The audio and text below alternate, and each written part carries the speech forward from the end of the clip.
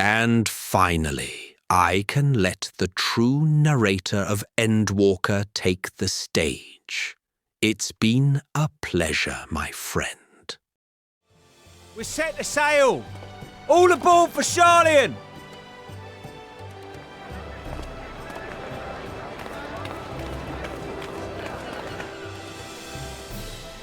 It's time.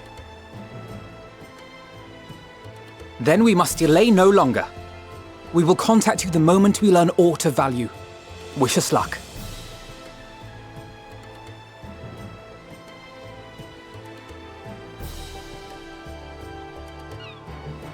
Have a safe journey, and please, please, be careful.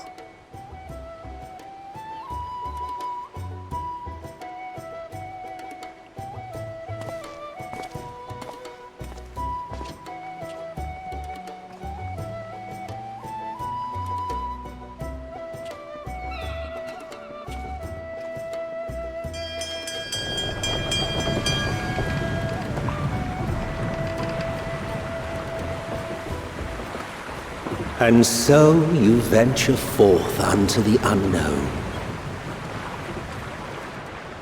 A fate beyond the horizon that cannot be divined. A future undefined and in flux. In uncertain times, naught but the simplest words of wisdom will suffice.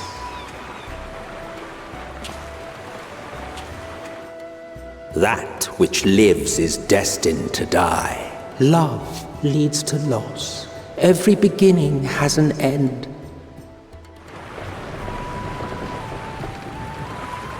Treasure every moment, every step of your descent.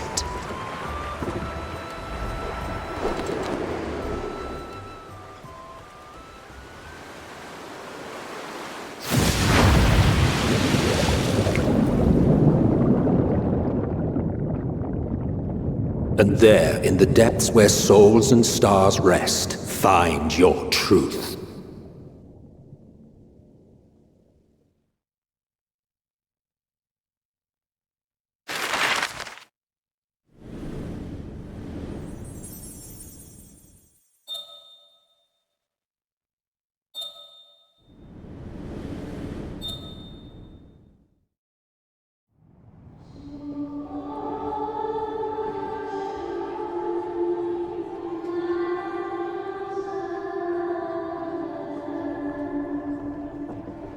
Here.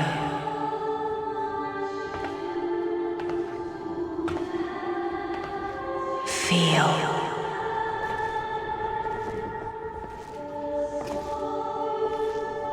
Think.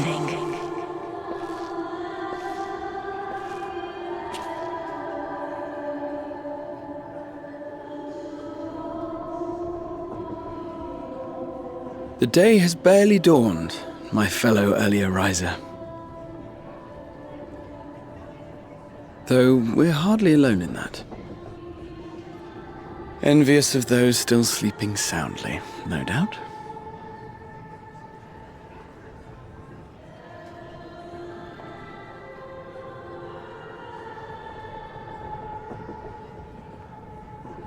Called out to you, you say? I've heard nothing myself.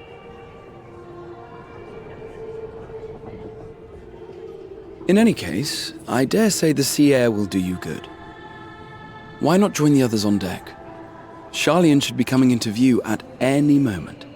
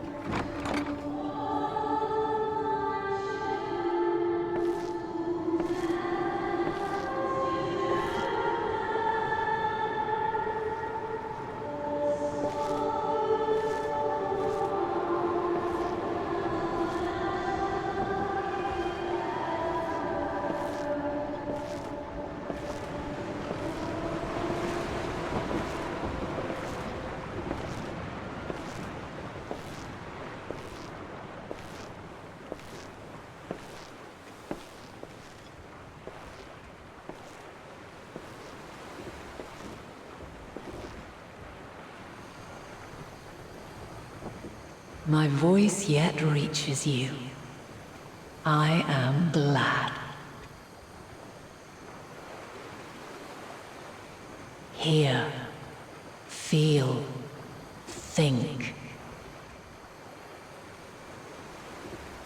And thus do we meet face to face at last, my warrior of light, guided by the crystal.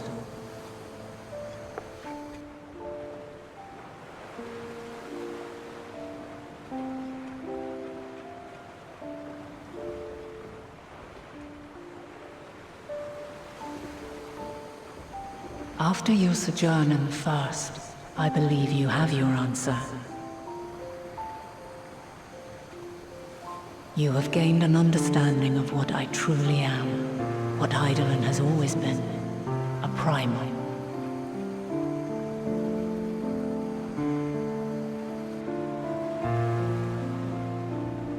Zodiac was created to forestall the apocalypse which threatened the ancient world, and I was brought forth to bind him.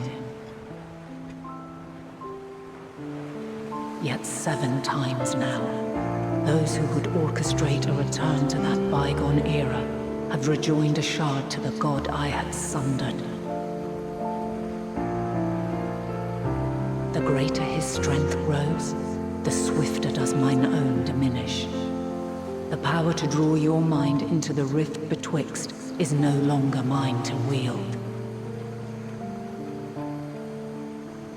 Yet though it taxes me sorely, I dare not leave these words unsaid.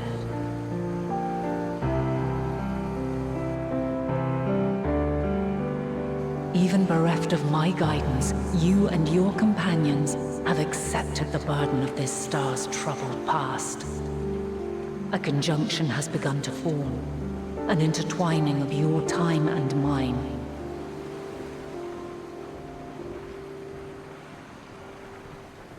Wheels shudder and turn. Conflict looms, monumental, which will decide the fate of this world and all life upon it.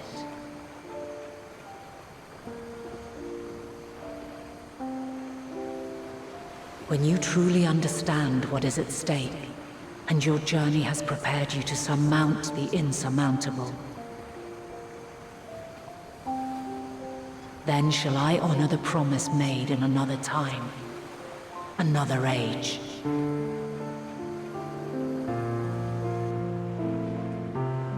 Cast your peepers to the fore, folks. Sharlayan's just over yonder. I will not keep you further. Your traveler's heart must yearn to behold this unfamiliar land. We shall meet again, and soon.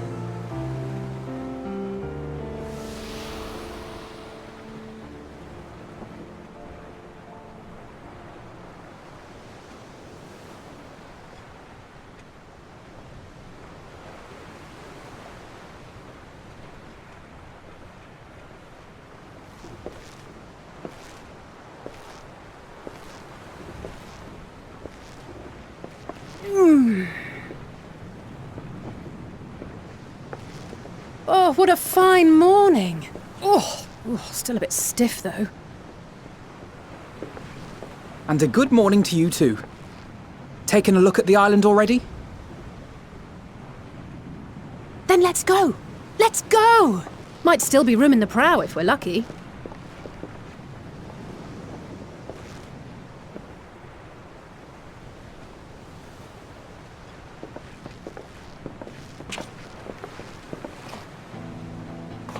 Ah, the sleepers have arisen. There she is. Good old Sharlayan. Oh, I see it.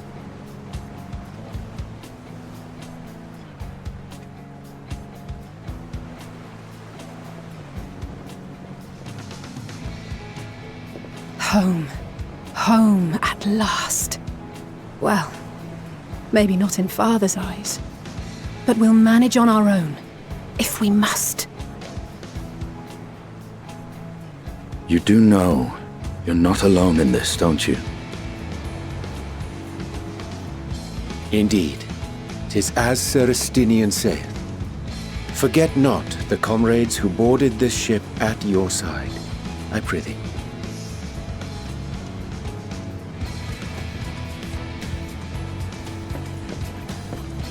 Thank you, my friends. We are ever grateful for your steadfast support. Upon arrival, we will be disembarking into the heart of Sharlayan proper.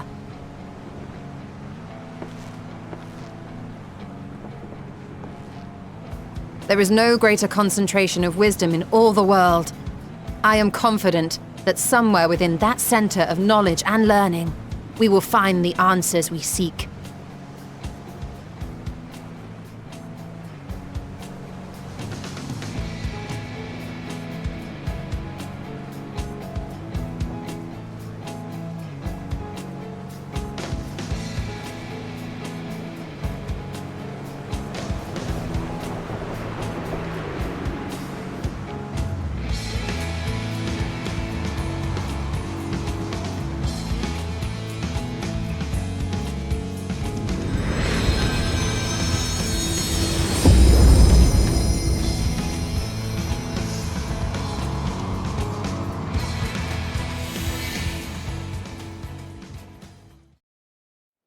Sharlayan, the solitary island nation of the northern seas. Where under the watchful gaze of Thaliak, patron deity of scholars, academics hoard all manner of knowledge and secrets. Once, they deigned to accept foreign students into a distant colony maintained in the Dravanian hinterlands. How swiftly they abandoned it once the first Garlean boot set hostile foot on Alamegan soil. So averse to the prosecution of war, these men of wisdom, your would-be allies.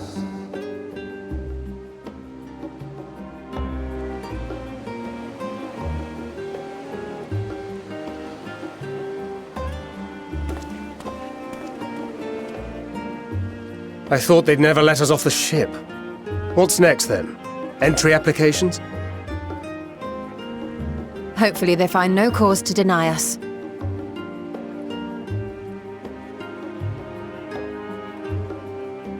Hasn't Sharlayan all but severed relations with foreign powers?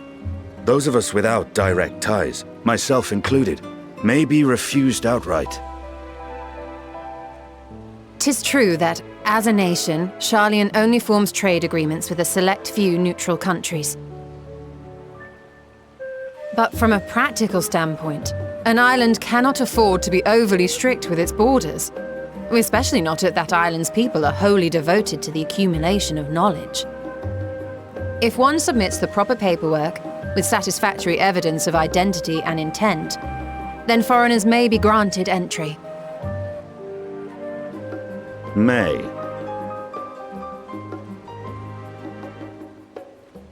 Quite. So let us be absolutely clear on these points before we proceed. The immigration officer will ask for your affiliation and your purpose of visit. Considering Sharlayan's views on intervention, I strongly suggest we avoid any mention of the Scions. Kral has laid the groundwork for us to act as associates of the students of Baldessian, and our ostensible reason for being here is to aid in their order's restoration.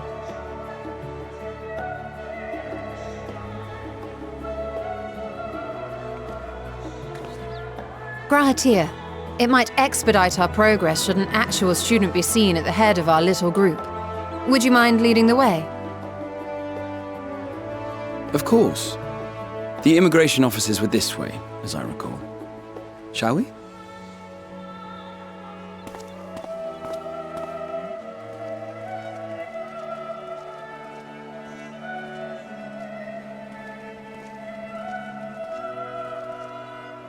Greetings.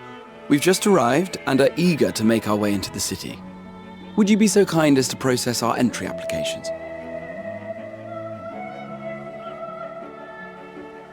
Certainly. I see by your mark you are an Archon. I am. Grahat here of the Students of Baldessian at your service. I was assigned to an Eorzean survey team, but have returned to assist with the reformation of my order. My associates here will provide additional support.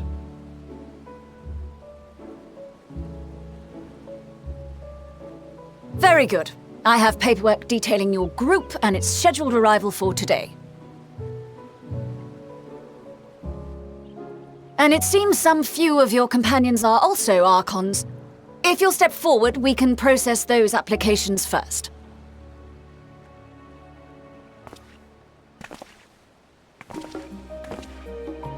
Ishtola rule.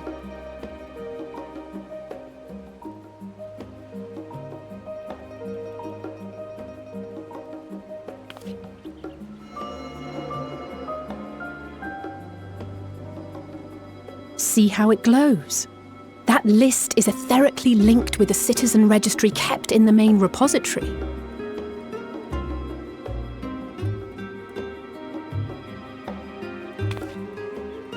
I've confirmed your status as Archons and amended your travel records accordingly.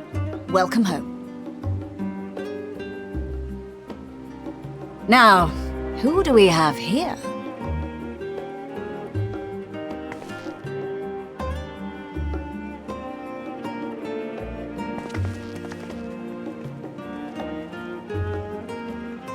Alphino Leveilleur. And Alize Leveilleur.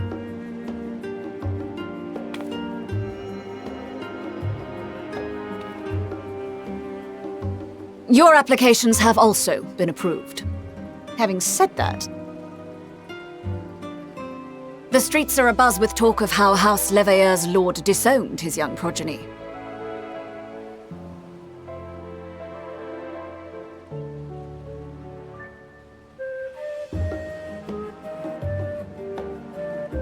And while such personal circumstances constitute no reason to deny you entry, I urge you to avoid exacerbating your present situation.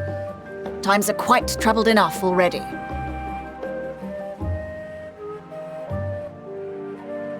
We shall keep that in mind.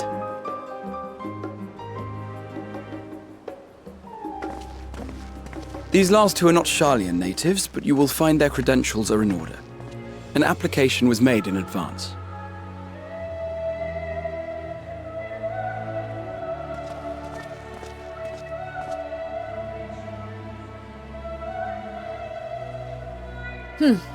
Name and occupation?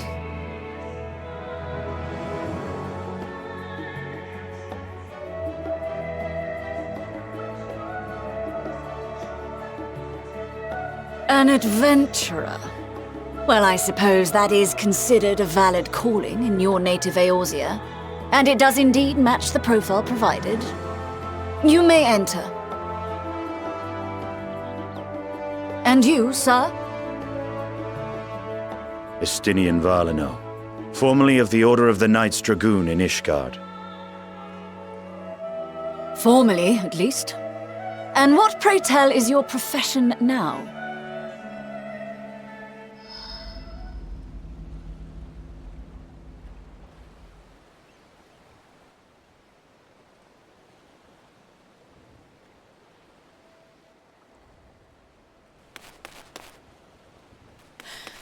If you'll allow me...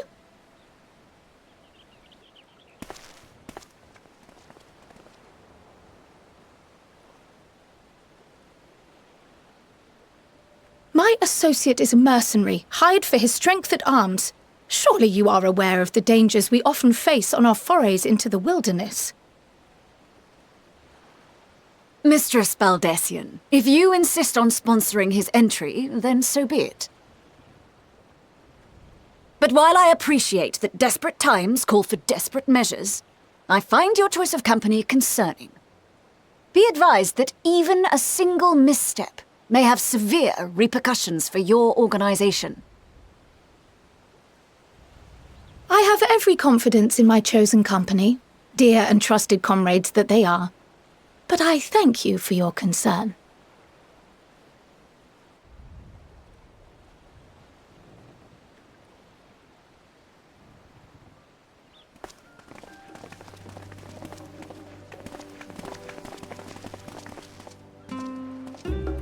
Croyle! It is good to see you. Likewise. Long voyage notwithstanding, you all seem none the worse for wear. There is much to discuss, but this is hardly the place. Let's be on our way, shall we?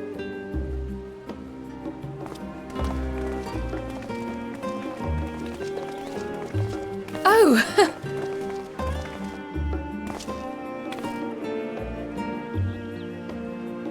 Welcome, friends, to Sharlayan. As your mercenary, I should hope my welcome includes a generous salary. Well, I had to say something, Sir Taciturn.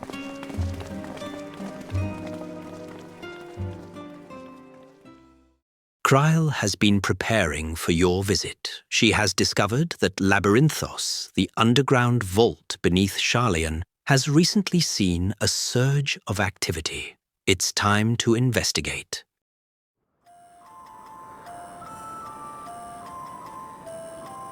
Deep beneath the scholar's city shines a false sun within a fabricated sky. In any age exist those who consider the floor an extension of their bookshelves, and this vault's architects surely belonged to that special breed. If the stack grows too high, start a new one. If no room remains, then make more rooms. A simple solution at first, and then bit by bit, a profound transformation. Knowledge buried beneath knowledge, a growing, creeping labyrinth from which there is no escape.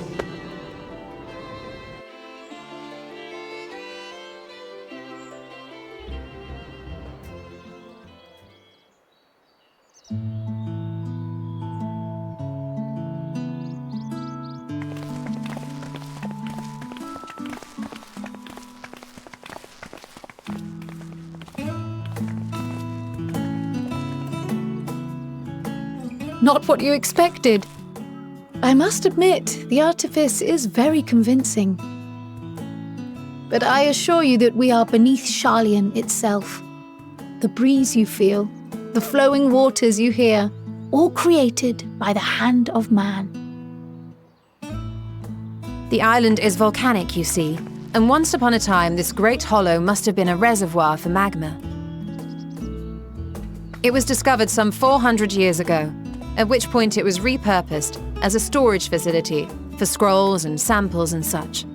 Renovations have continued, with nigh or no interruption to this day, with the lower levels still undergoing expansion. Aren't those people gleaners?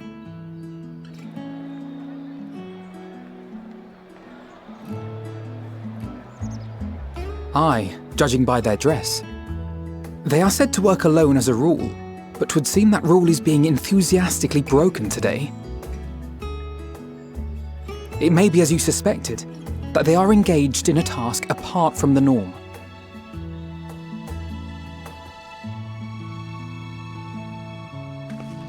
Let's spread out and get some answers then.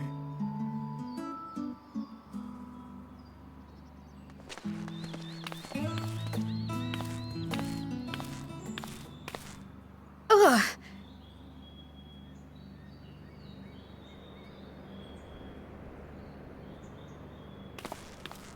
Did you call to me just now?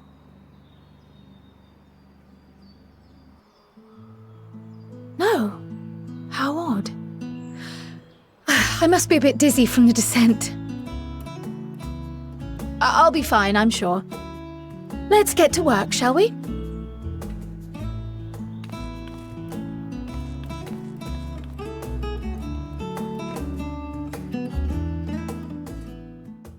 You help out some of the gleaners in hopes that they will share some information with you.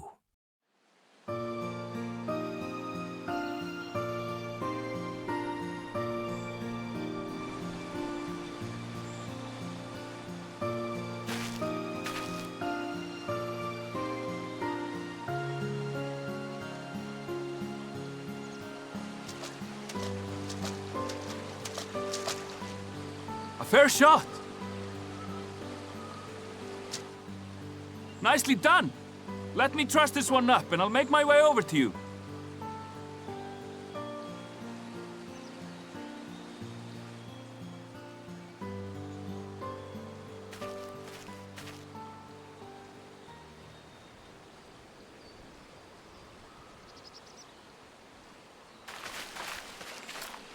There you are. Any new revelations?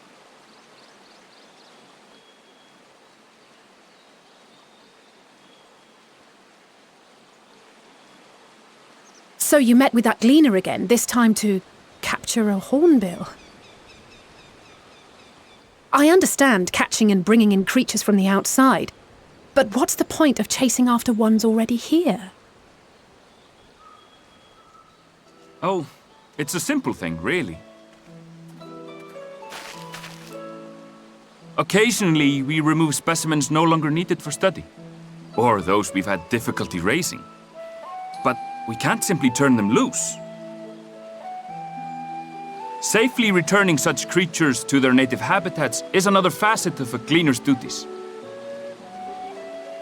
But not in this case, I'm afraid. I've been asked to bring the bird below.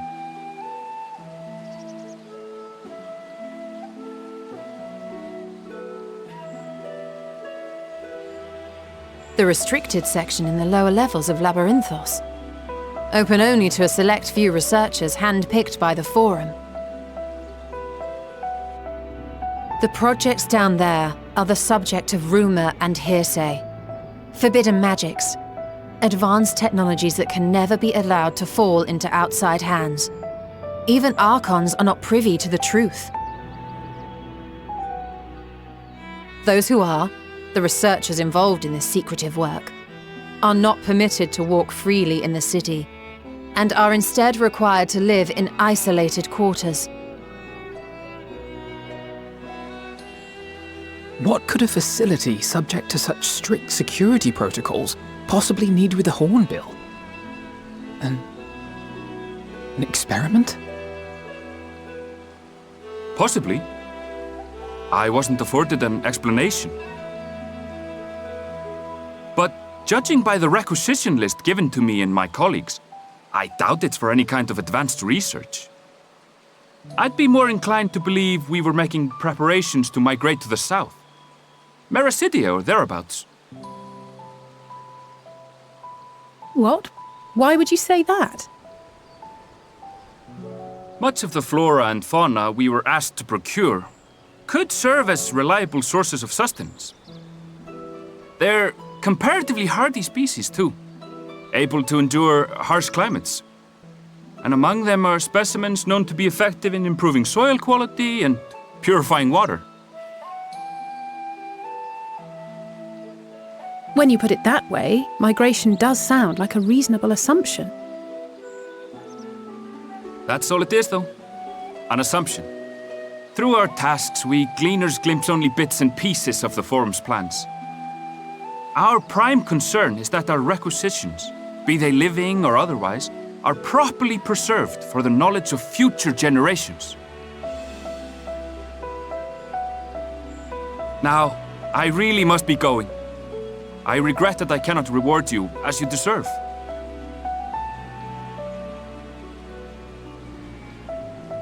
Perhaps you might reward us after a fashion then. It is imperative that we reach the lower levels. And seeing as you are already set to descend with your assigned cargo, mayhap we could accompany you as your assistants. I'm afraid that won't be possible. Once the animals have been prepared for transport, we send them down separately via the lift. I will of course follow after to make my report, but I can hardly pass you off as porters when there's nothing left to carry.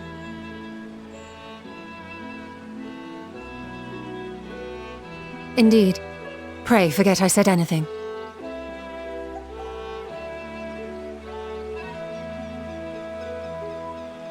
How do you feel about climbing? If you've strength and the courage to brave it, then there is another way down. This path leads to the 33rd facet, a mine shaft excavated during one of our expansions of Labyrinthos. While I cannot guarantee that the passage is safe to traverse, it should provide access to the medial circuit below. I never even knew such a place existed. Thank you. This is the perfect solution. You're quite welcome.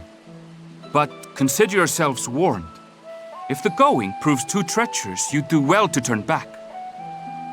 I bid you good day.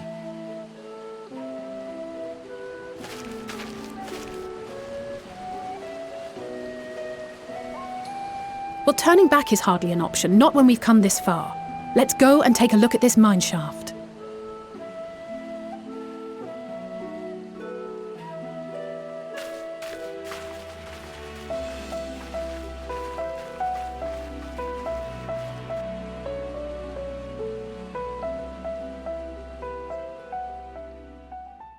A cave is no threat for you. You descend on the lower level and split up, agreeing to meet after some more investigating.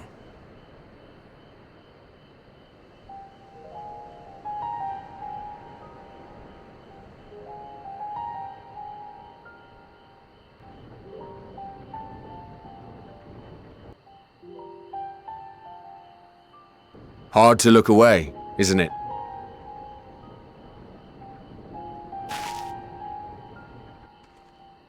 But they're more than pretty flowers. Heart blooms are attuned to ambient emotion.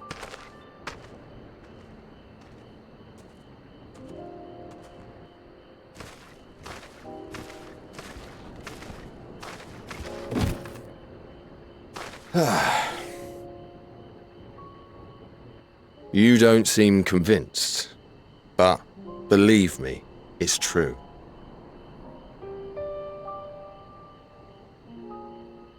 This ashen grey, for instance, it mirrors the anxiety and urgency of those working nearby as they rush to fulfill sudden orders.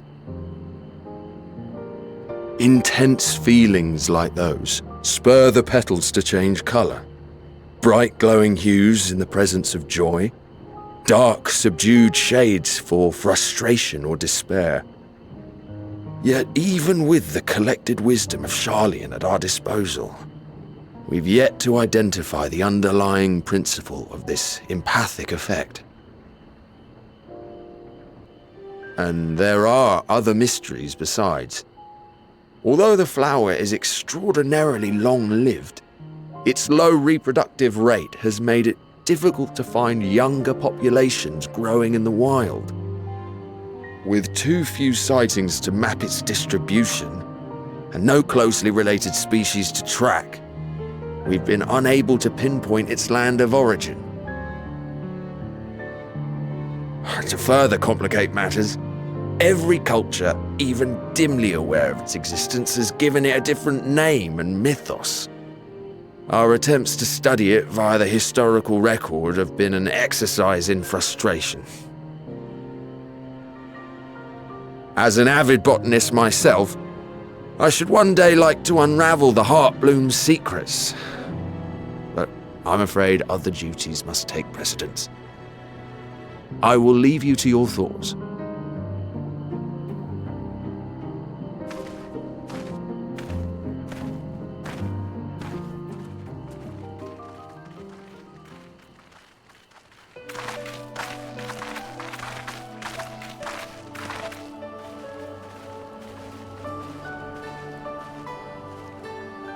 Have you learned aught of interest?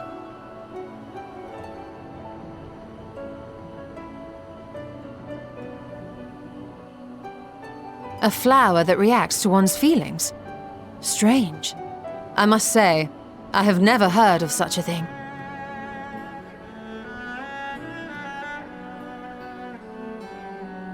This is all very fascinating.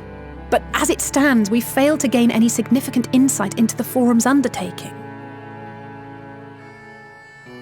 Indeed. While there is certainly enough activity to support Erenville's supposition that a priority has been placed on improving food production, unfortunately for our investigation, these workers were never informed as to how their duties serve the master plan. If only we could interrogate the Forum members directly.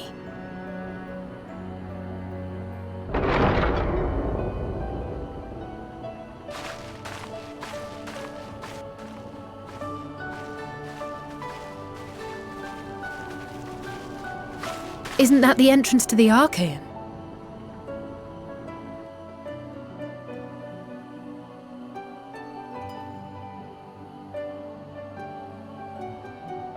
Look, there. I think that's Erenville. A little difficult to tell from here, but I think you're right. He did say he was coming down to make his report. Erenville receives his orders from the Forum. Would it not follow, then, that the superior to whom he reports is a Forum member, or at least a close associate? You mean to eavesdrop on their conversation? What of the risks? Ours alone to bear. We won't interfere with Erenville's work, nor will he be implicated as an accomplice. If you're not comfortable taking part, I can do this alone. Nay. I said myself that I wished to know Father's intentions. And no answers will be forthcoming should we simply ask nicely. We can apologize later, should it come to it. Right now, we need every crumb of information we can get our hands on. Consequences be damned.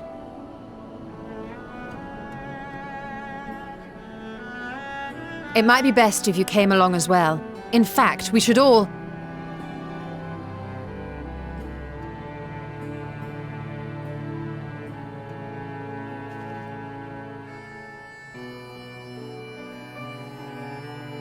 Cryo?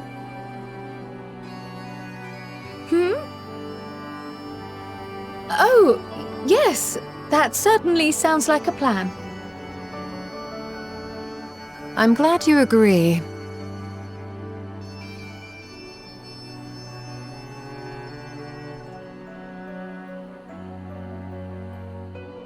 Quickly! Erenville is on the move. We need to get closer before we lose him.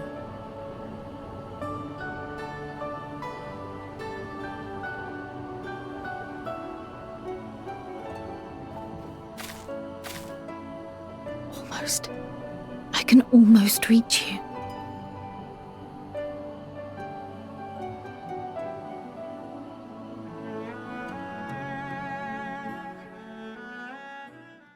Y'shtola decides on a very peculiar way of letting you spy on Erenville undetected. She casts a spell.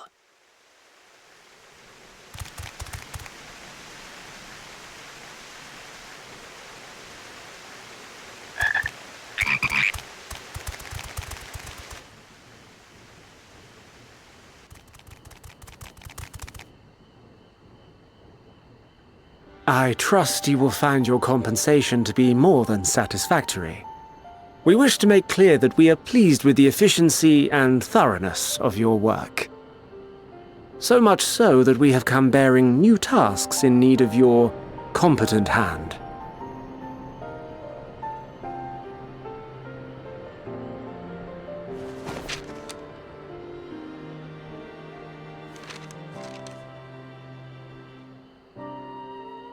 Another lengthy list.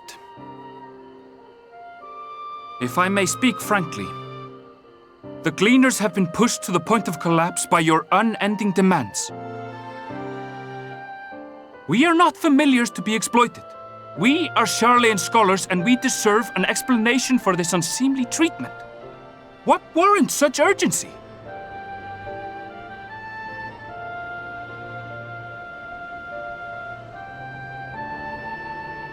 In an age long past, Sharlayan was charged with a momentous duty. And now that word of the final days hangs heavy in the air, the time has come for us to fulfill that charge. I can say no more, but I promise you this. All will be revealed in due course.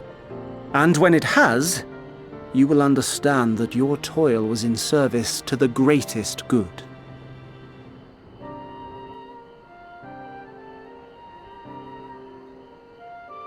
Then I will do your bidding. For now. But unless you wish the Gleaners to rise up in protest, I advise you to offer tangible improvements for our working conditions. Your promised revelation does nothing to address present circumstances. A fair point. Your concerns will be conveyed to the Forum.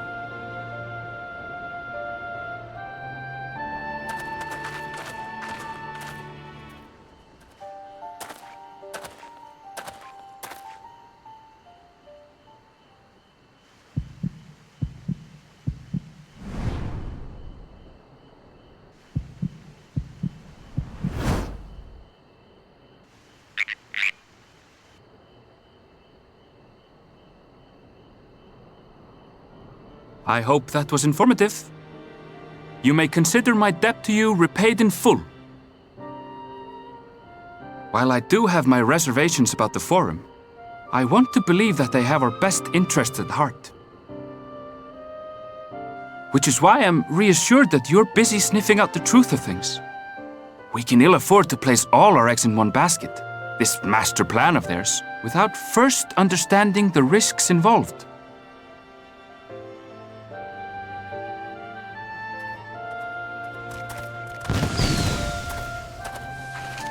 Wait!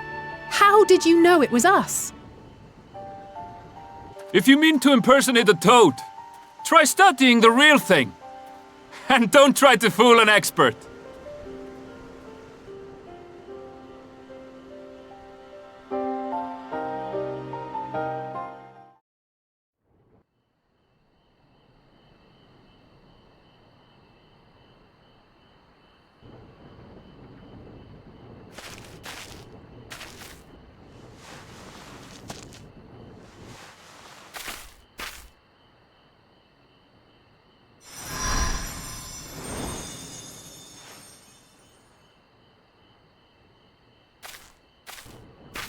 For you. The spell will keep it from wilting. She said you would need it for the journey ahead.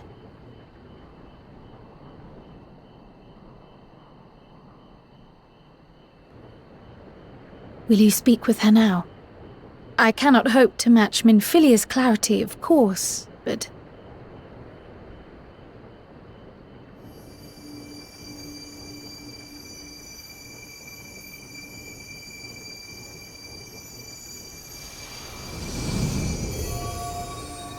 Thank you.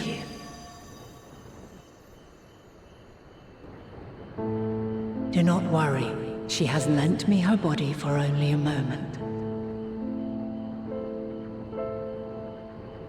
Just as I could not save the first from the flood of light, it has become arduous for me to interact with the physical world without assistance.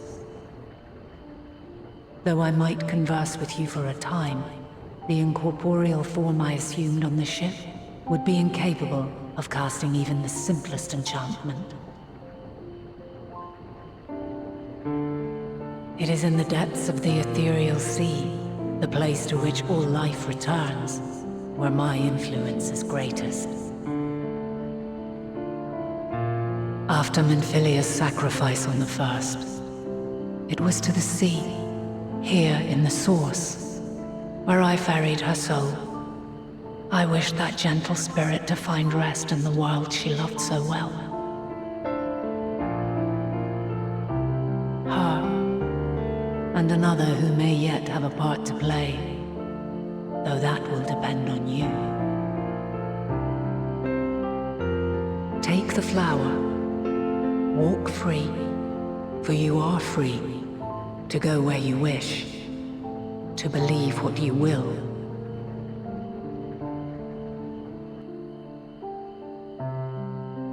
That glue will be your guide, test and proof of your conviction.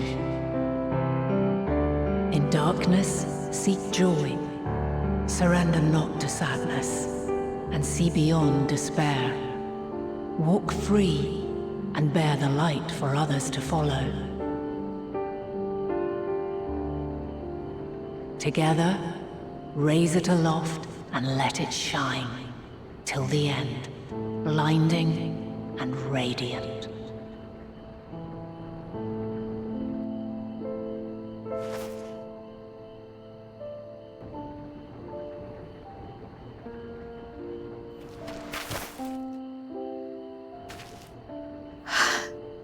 was all too brief. Already she seems so far away.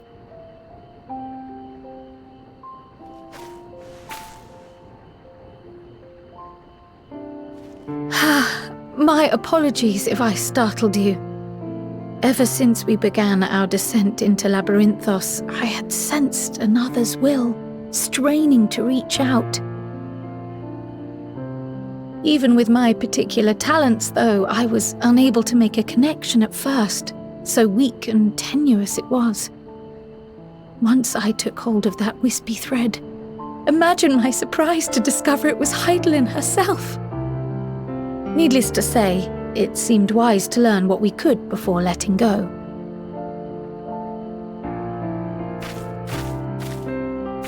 Her answers were more cryptic than I would have liked, but at least she left us with a guide of sorts, that unusual flower.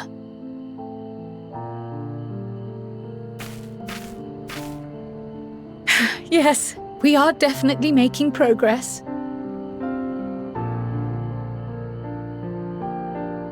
You can't be serious! We've done nothing wrong!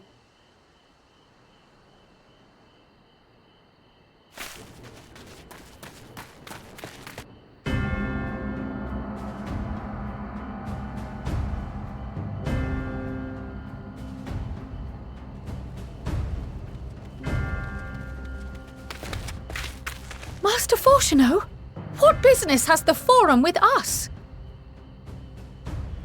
Obstruction and suppression, apparently. Mistress Baldessian, our records show you facilitated the Scions' entrance into Sharlayan by claiming them as assistants for your organization. We are aware of your investigations. After alerting the major institutions to the presence of potential troublemakers, we received word from an Archean custodian. A group operating under the auspices of the students, skulking about Labyrinthos and engaging in clandestine behavior. Clandestine? We may not have entered Sharlayan as Scions, but we did naught to conceal our identities. Our only purpose in this city is to seek the truth. I can think of no reason why our actions should warrant the Forum's intervention.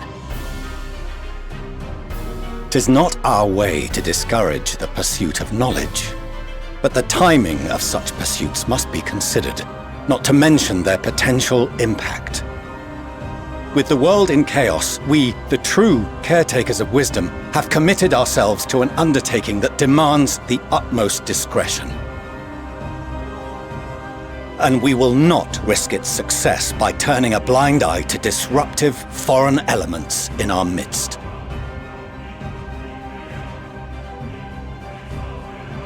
What, then, is to be our fate? Will you put us on a ship back to Eorzea? The Forum will convene to examine your case. The results of said inquiry will determine your future in this city. As for your absent companion, he has already been detained. Graha! But why? Is reading a crime now, too? Reading is encouraged, celebrated even. Not, however, of the volumes shelved in the restricted section of the library.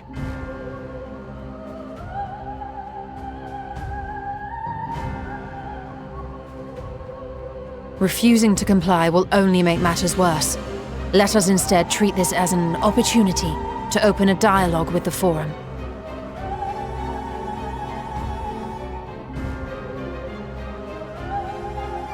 Silence is often one's best defense. I would advise against prolonging the proceedings with frivolous discourse.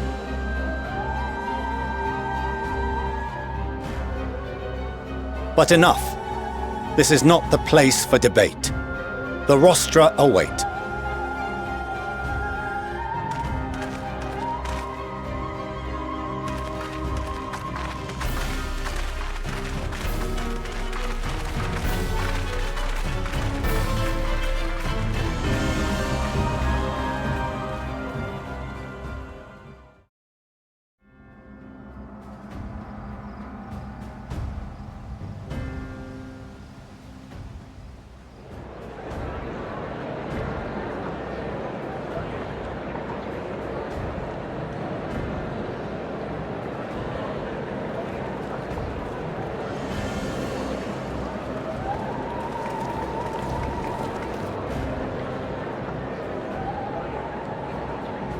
Forgive me.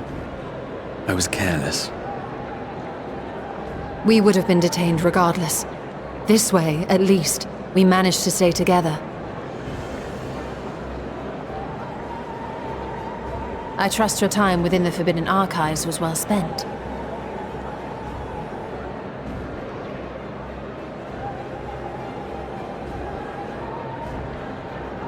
The Forum will come to order! This inquiry is now in session. As Speaker-elect, I will be presiding over the day's proceedings. Master Fortuner, would you be so kind as to restate the matter which compelled you to summon your colleagues with such urgency?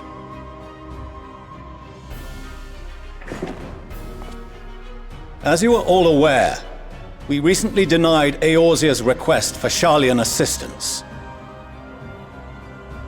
Since then, certain individuals dissatisfied with our decision have taken it upon themselves to interfere with our work. They entered our nation masquerading as associates of the students of Baldessian. But these malcontents are better known as the Scions of the Seventh Dawn.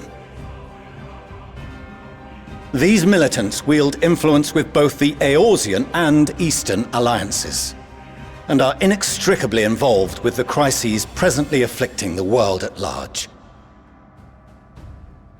Loose in our city, these warmongers sought to meddle with and expose matters of state secret. What are they, if not a dire threat to be expelled?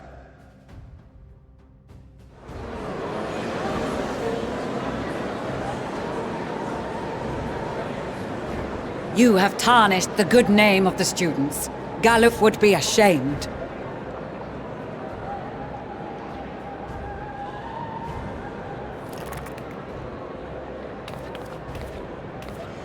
Galuf Baldessian was never one to forsake his fellow man. Even if this nation closed every door and retreated from the world, he would have found a way to help the Scions, help every soul of this star fight back against the coming doom.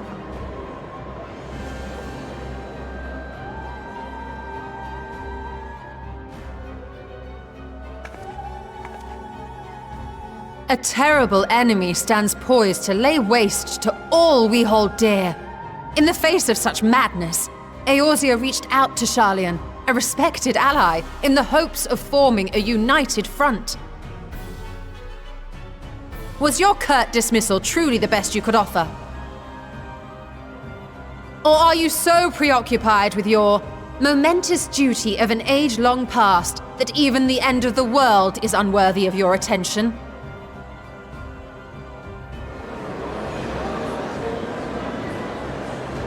Whence came this revelation?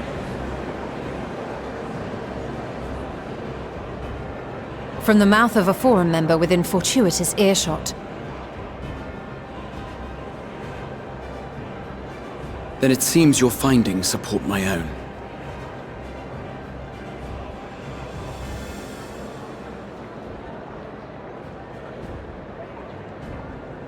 The reason I visited the restricted shelves was to study records of the Forum's policy-making process, to better understand the historical trends underlying their most major decisions. At first glance, the positions of neutrality in war and the accumulation of knowledge above all else appear constant and consistent, the unchanging pillars of Sharlayan society. And once upon a time, I might have left it at that. These days, however, I am more attuned to the subtleties of governance, and so I noticed something odd.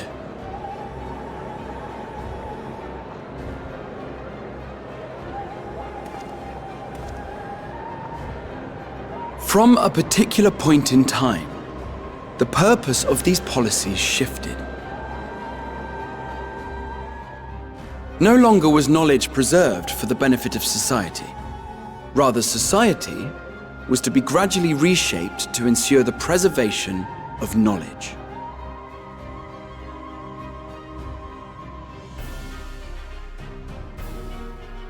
The most conspicuous and telling change was the one which befell Labyrinthos.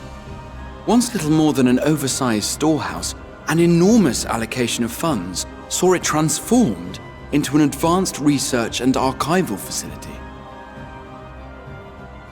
I also discovered a fascinating account on the finances of our Dravanian colony. The settlement attracted students from far and wide, and the connections and tuition fees thus acquired were funneled into further improvements for the archives.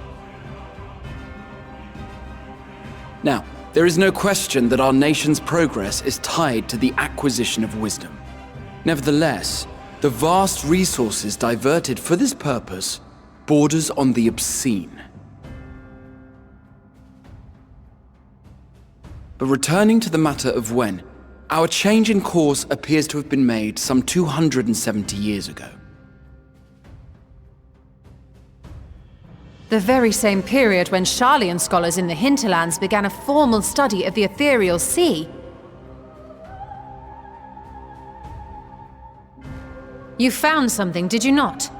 And whatever it was, gave rise to your oh-so-important duty. Mind your tongue, Archon. If you had seen...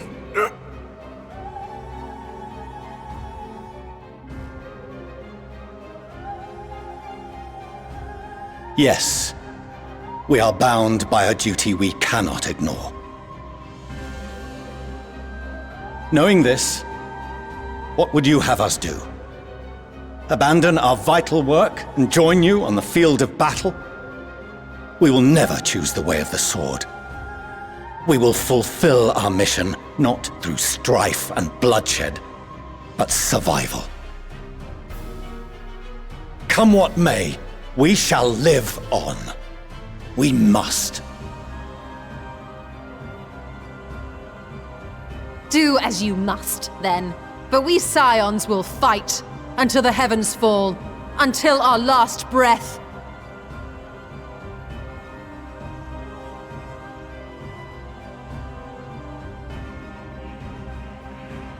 Such misguided zeal.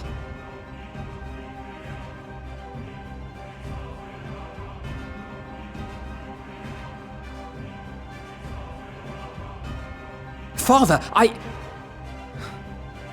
Master Fortuno. I fail to understand the stance you have elected to take.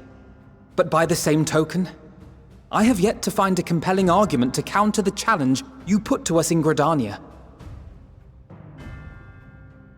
Still, in the midst of my uncertainty,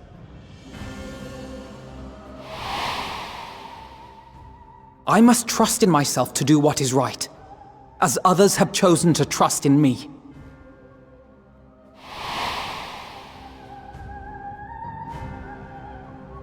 So I will continue, as I always have, weighing the consequences of my every action, and allowing my hope for the future to inform my decisions. That's quite enough. Have you all forgotten the reason for this assembly? Skolok Monteshane. He's the head of the Studium and an old friend of my grandfather's. Honestly, every discussion devolves into some interminable debate. Terrible habit. Let's return to the topic at hand, hmm? By their own admission, these Scions have resolved to fight alongside the Eorzean nations against the doom which swift approaches. But there exists no evidence of an attempt to incite our citizens to do the same.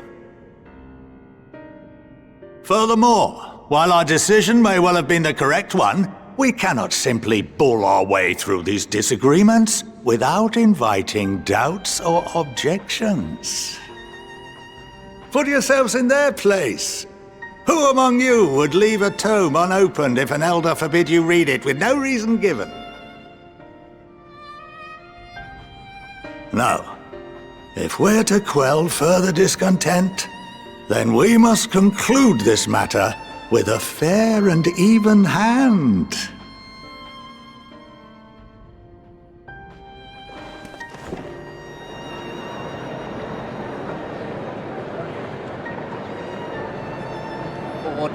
We will have order!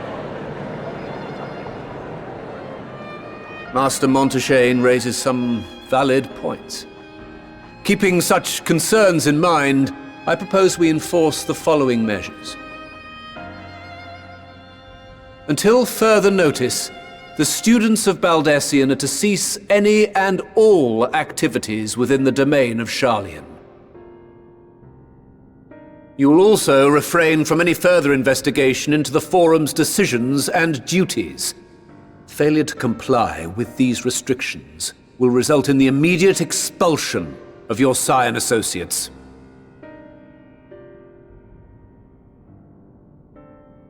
Let us put this judgment to a vote. All in favor, raise your hand.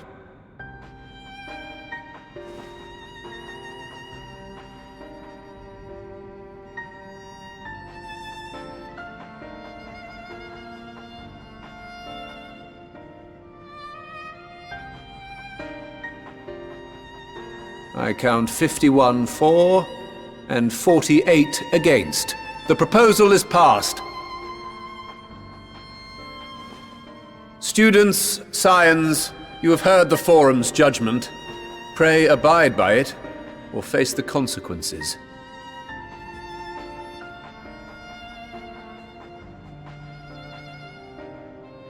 Honored members, I thank you for your time. This inquiry is concluded.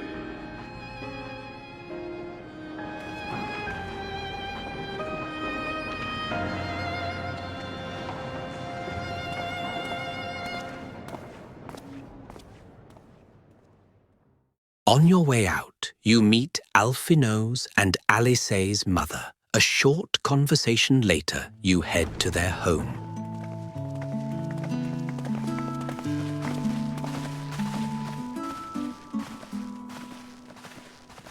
Welcome home, my lady.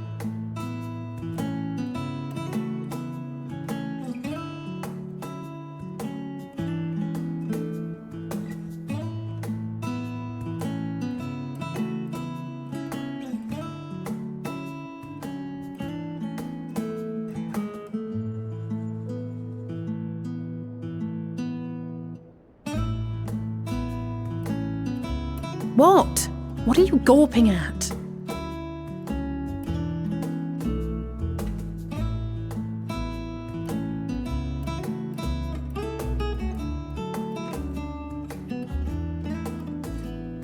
Oh, gods, please don't.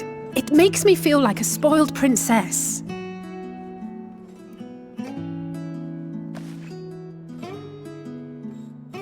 Lord Fourcheneau is not to hear of this visit.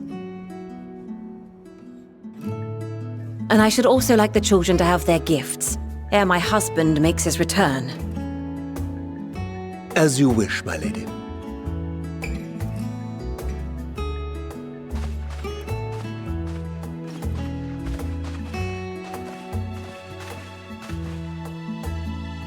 Master Alphino, Mistress Alice, if you would accompany me upstairs. We shan't be long.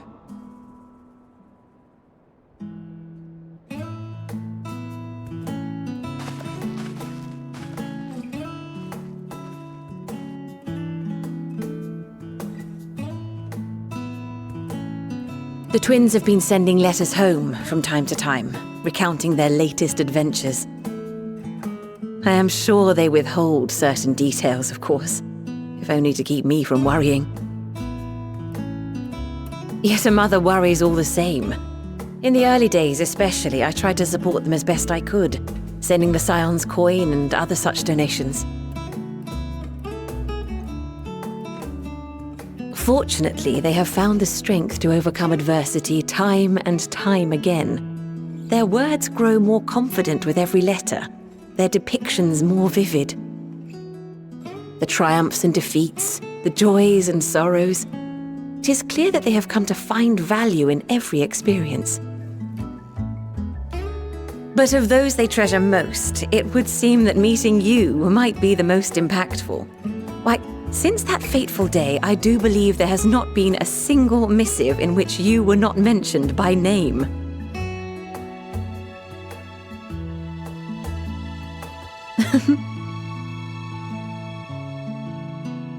'Tis plain they care for you, and I am glad they have such a steadfast companion watching over them.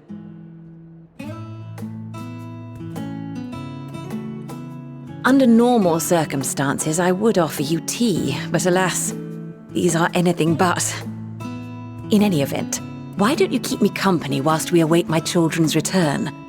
Perhaps you might regale me with a tale or two of your exploits.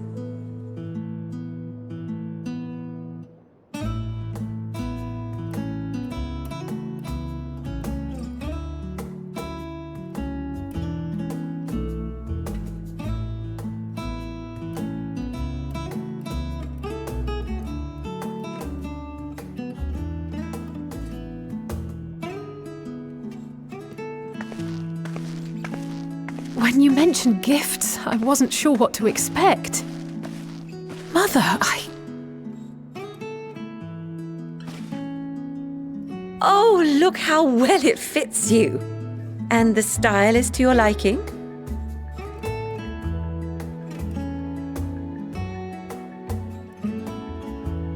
It's perfect. Exactly what I would have chosen. But please, tell me you had something different made for Alphino. Naturally. You are hardly little children anymore.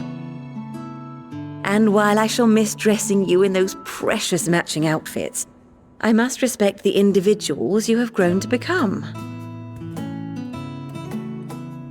See for yourself.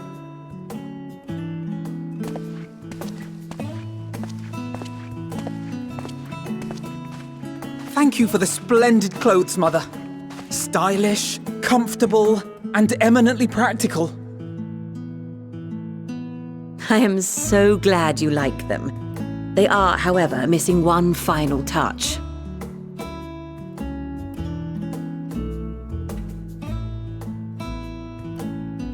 If you'd allow me, Master Alphino.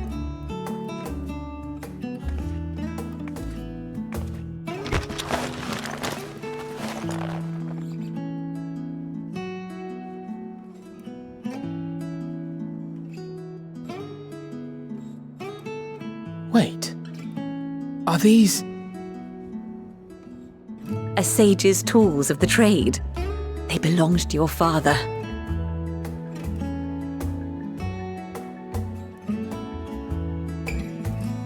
Though he may as well be chained to his desk these days, as a student he was often called upon to venture into the field. He wielded those armaments, both to heal and to harm in no few battles. None so fierce as those you two have braved, perhaps, but battles nonetheless. Thus did I pull them out of storage, to show you that he was not always the man who stands in vehement opposition to you now. And also because it would be a terrible waste of ridiculously expensive House Leveilleur commissioned artistry.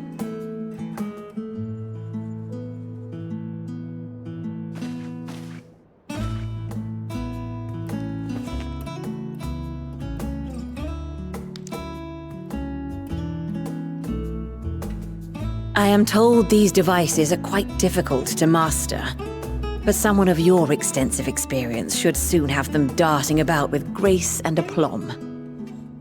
May the wisdom in that crystal serve you well. And please, try to find common ground with your father, that you might come and go without need for this awful subterfuge.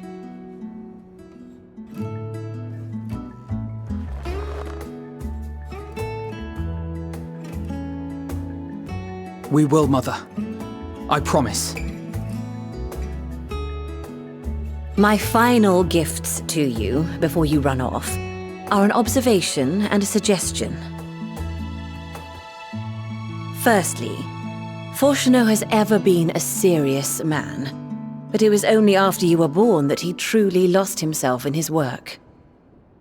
I may not know the Forum's inner workings, but I know your father's.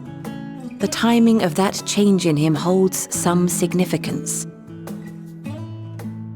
Secondly, do not seek to best your father with words.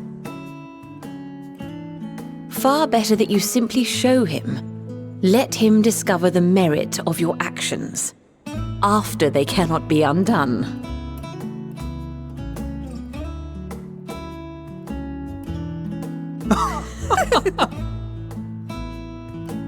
Oh, Mother. We shall take your wisdom to heart. Thank you again for these gifts, and farewell for now. Safe travels, my children. Eat well, stay warm, and keep your friends close.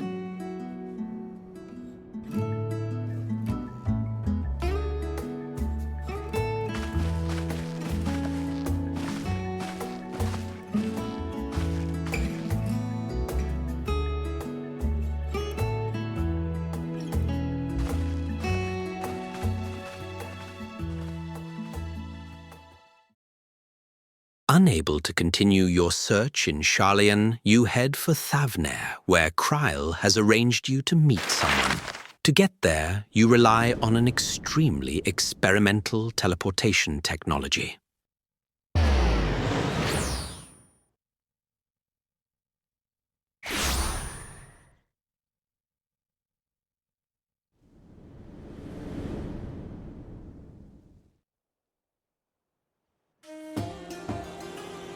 Thavnair, home to city-state Rads at Han. Rising from the southeast waters of the Bounty, this Isle of Plenty served as the battleground for a conflict between two peoples. Their cultures bled into one another until a unique amalgamation was distilled from the chaos, in a process not unlike their precious alchemy. Once solidified as a single nation, an adamant stance of neutrality would hold invaders at bay. For a time.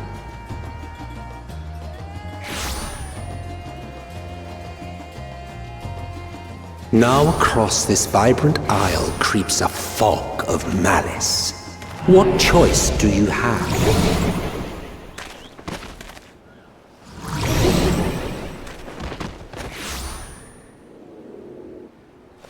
What chance?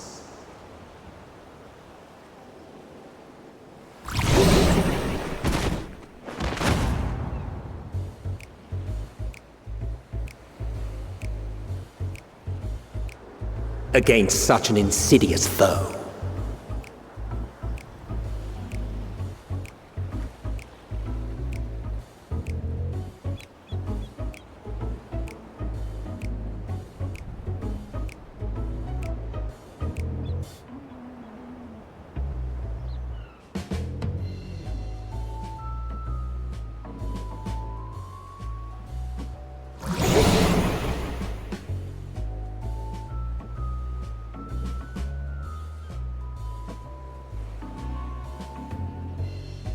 I've seen fairer faces after a bout of bad shellfish.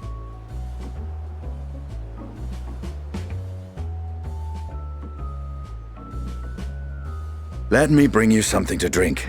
That should help settle your bellies.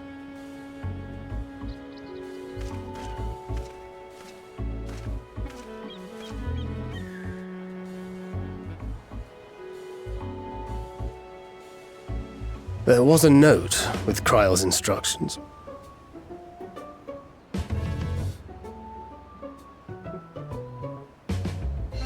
Don't let a Stinian roam the markets alone. He's alarmingly bad with coin.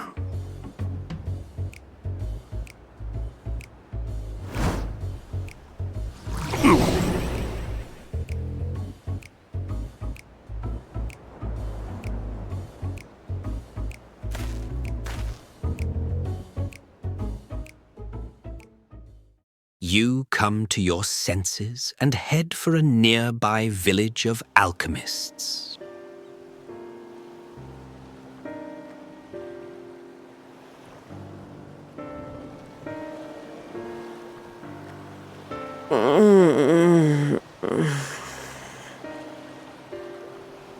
What happened here?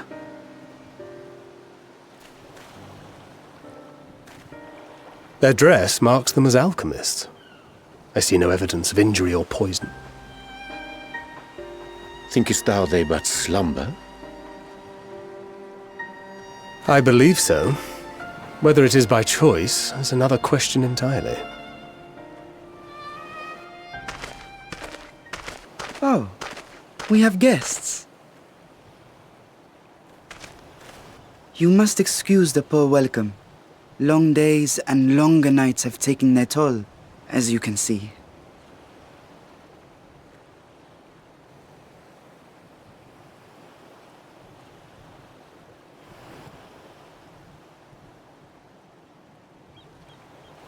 I am Vashan, servant to the satrap.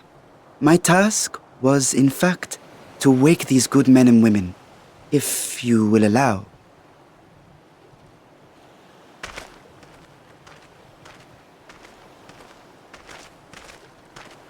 People of the great work, I come bearing new scales. Scales? We have new scales?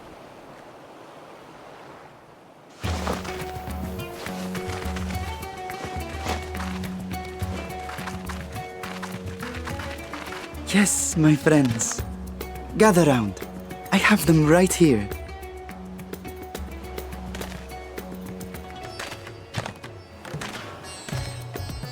Oh, happy day. Now I can continue my experiment. Many thanks. One for me. Those are dragon scales. Yes, such materials are vital to their most pressing research. And we are fortunate to have them. Our experiments are so close to bearing fruit.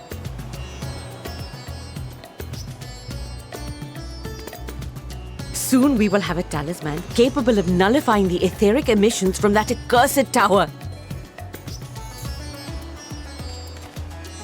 Did I say something wrong? Are you not here with Varshan? Wait, who are you people?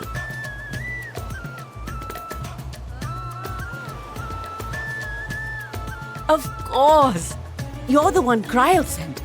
The warrior of light we've been waiting for. Oh, this is a day of celebration. Praise be to Cinderova! The winds have shifted. I feel it. The end to our toil is near.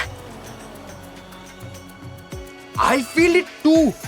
My head hasn't been this clear in days. Tell me, how did you acquire those scales? Curious that it concerns you so. But worry not. They were freely given by the dragon with whom our satrap has forged a lawful pact. Estinian comes from Ishgard, a nation that fought a 1,000-year war against dragons. That is well. You must be quite familiar with Dragonkin, yes? Is this their congealed blood I see on your weapon? Speaking of dragon blood, you yourself have been infused with it, have you not? I should like to draw a file or two, if so. Now, see here. Come along, come along. I must insist that you visit our laboratory. Cease your shoving, or so help me.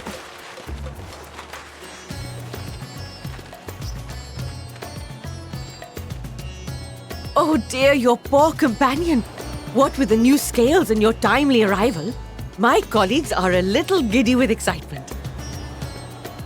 No harm will come to him, I promise. Meanwhile, shall we find a quiet place to talk?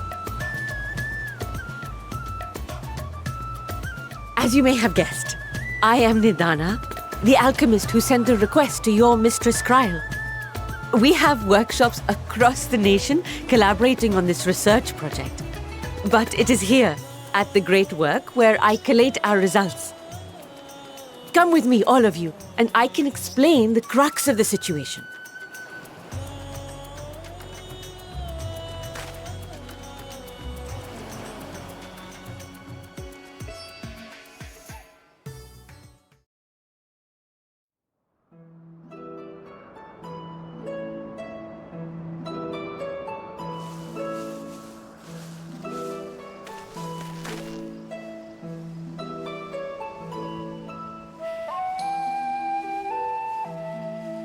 Yes, that would be Radzad Khan. Hardly anyone has been allowed in or out since our troubles with the tower began.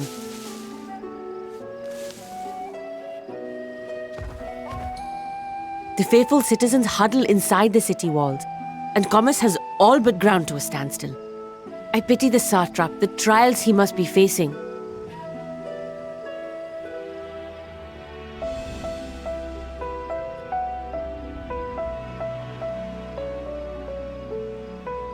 Well, he is the most important person in Radzad Khan.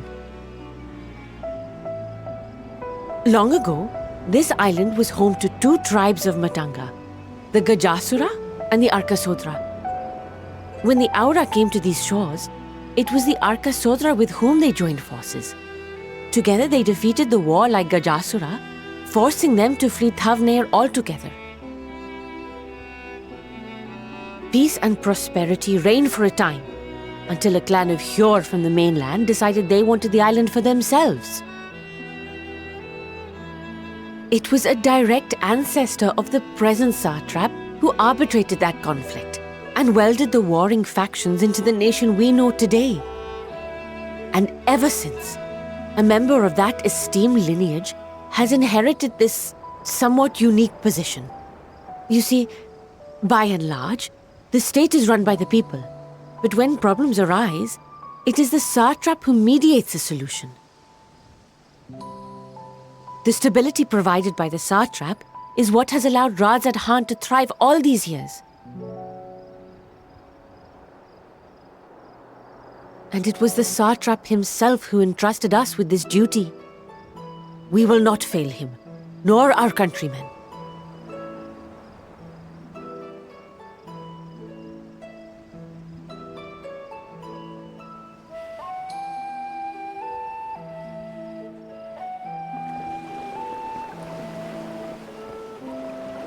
What is the delay with the vessel? I told you I need to adjust those ratios.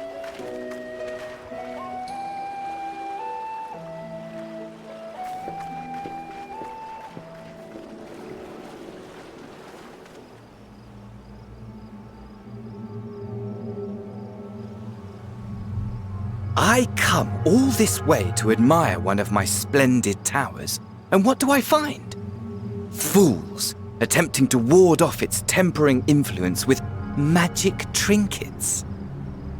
I seem to recall a similar experiment in ages past. What was that man's name? Oh, something. Owen? Another body, another time.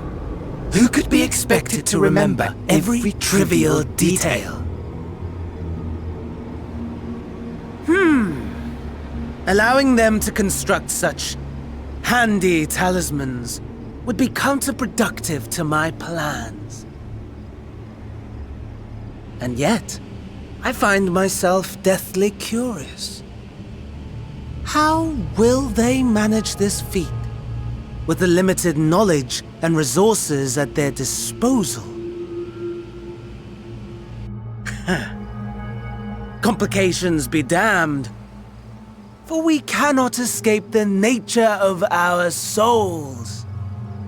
And I, as ever, am my own worst enemy.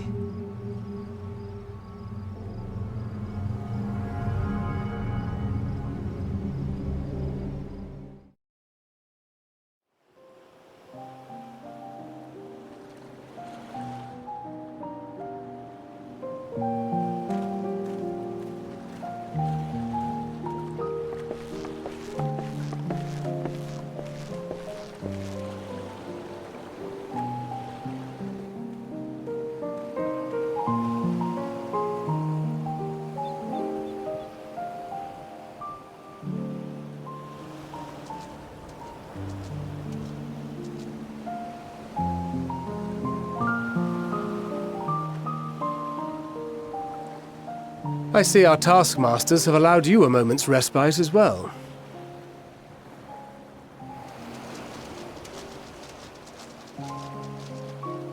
You have to hand it to these alchemists. They are determined to see this endeavor of theirs succeed. I've never been one for blind optimism, but I sincerely get the sense they're close to a breakthrough. They had better be, or all this effort was for naught. The peoples of Eorzea, of the Far East, of Thavner, children of this star united in common cause against a dire threat. Yet ere they succumbed to suicidal madness, were not the Telophoroi born of her body as were we? They who cling to life and the promise of the morrow's dawn, against they who desire death and an ending of their own orchestration. The victors of this war alone will hold the right to answer the question of existence, of its meaning, and its worth. Poetic and ominous to a fault. That said, if it's an existential debate in nature, then our arguments might not be as persuasive as you'd think.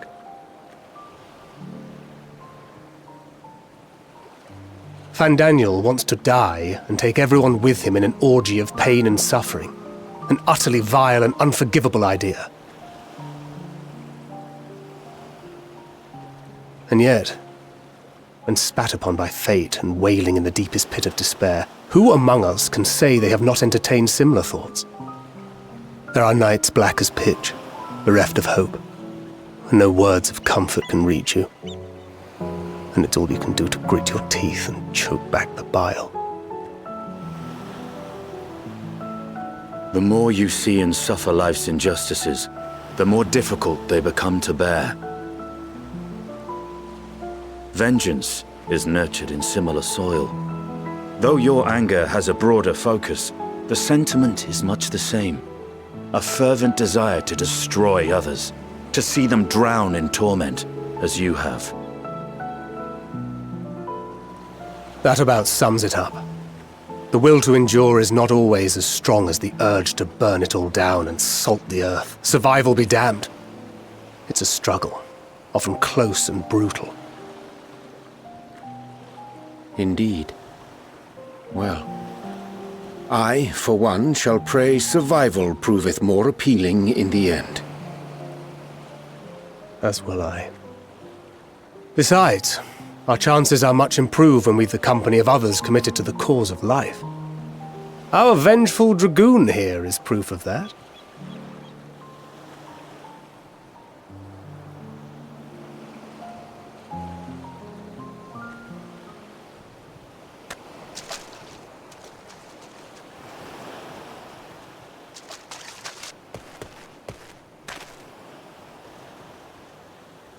What is it? What did you see?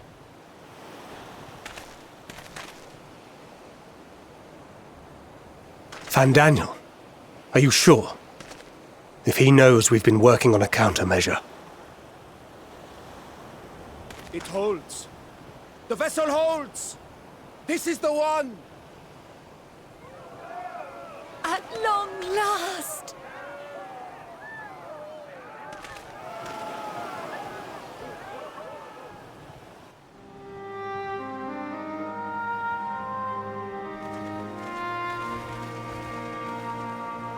Look! We have finally created a talisman strong enough to withstand our experiments!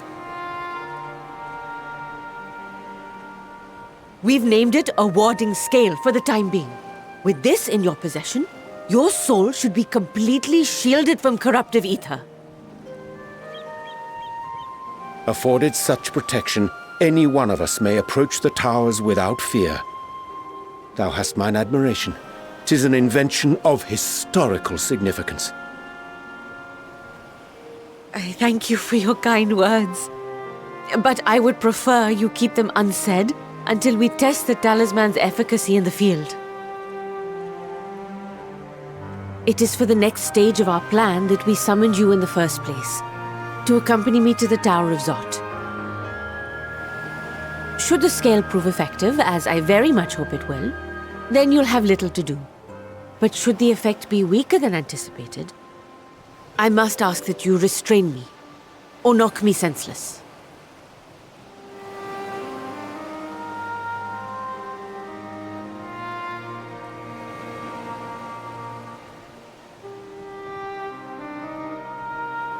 Either way, we are fortunate to have you with us.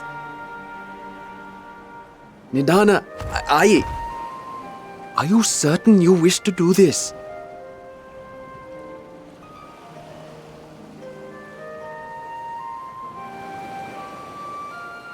If others are to trust our creations, then we must have faith in them first.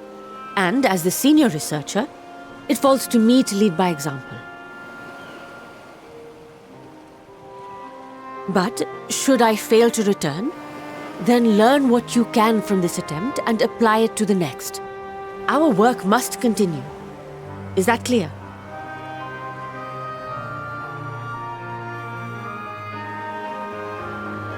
We'll keep an eye on the place while you're away. Assuming Fandaniel is lurking about, there's no telling what mischief he has in mind for us, or you. Be on your guard.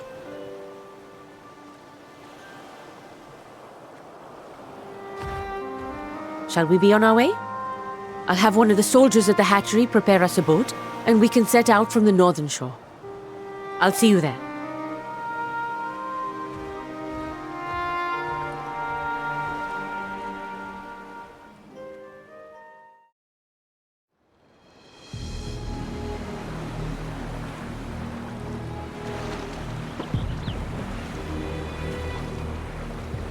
We should soon cross the threshold of the tower's influence.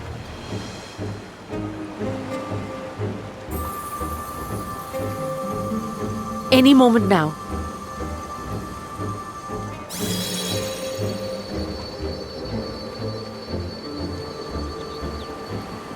It's working! And you are still yourself? Then I'd like to see how it fares closer to the tower if we could.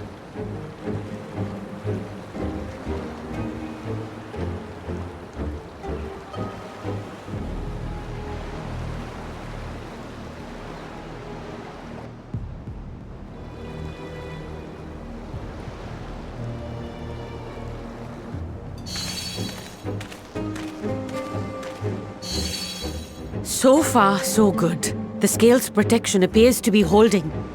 If we can just make it to the tower's entrance.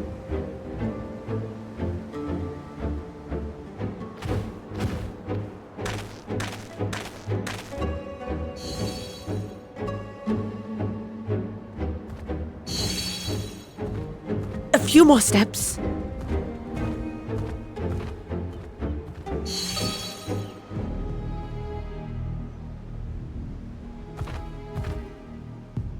Praise be to the sisters, we made it! And the scale has proven itself to be everything we hoped it would be.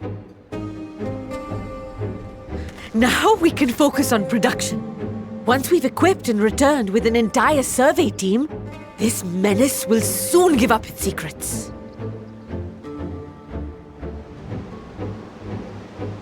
What?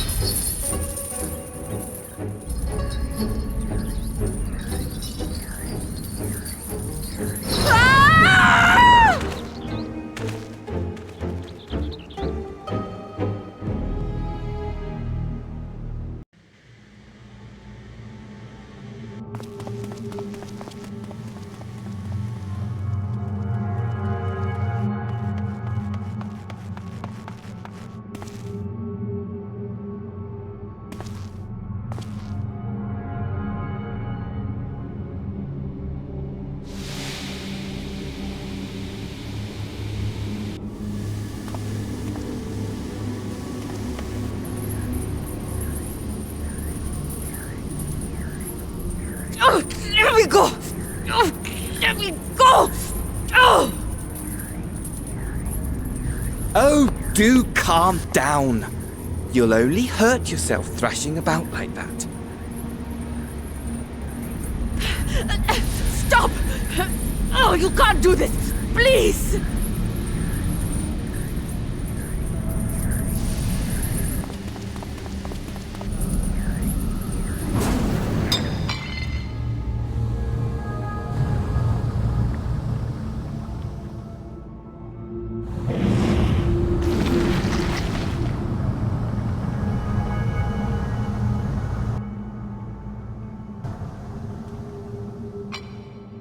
A little late for heroics, I'm afraid. The similarities are striking. My! Such hostility! Never before has my artistry so displeased. My patrons of old would have positively squealed in delight, though, between you and me, I find gushing praise exhausting.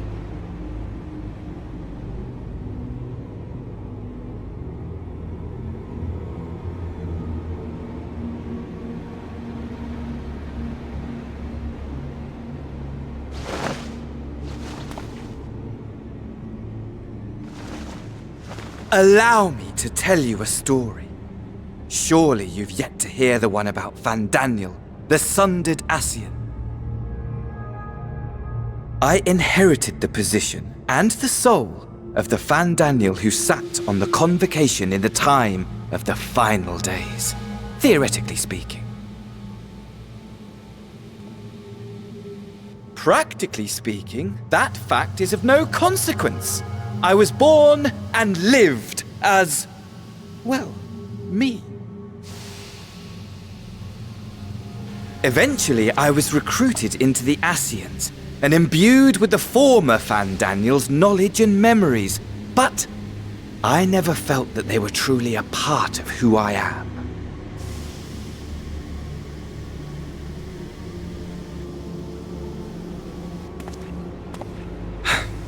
How to explain? Perhaps if I told you who I was before my Ascian embrace, although that chapter too is a past I've long since discarded. I have it on good authority you've poked your nose into an Allegan ruin or two. Yes? Then I expect you've heard of me. The old me.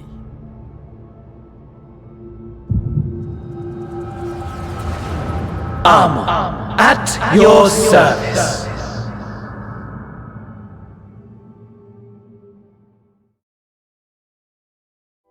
Imagine a nation of unbridled prosperity. Every need met, day after day of unbroken, unshakable peace. Existence fulfilled and ripe for decay. You are a genius without peer, Amon. However do you conceive of such delightful experiments? That fool was beside himself with panic when he awoke with the head of a bull. Even his cries for help emerged as so much guttural lowing. Oh, the memory of it. My poor sides. My friends and I were so consumed by laughter we struggled to breathe. No more than entertainment for bored wastrels ignorant of its worth. My all-consuming work.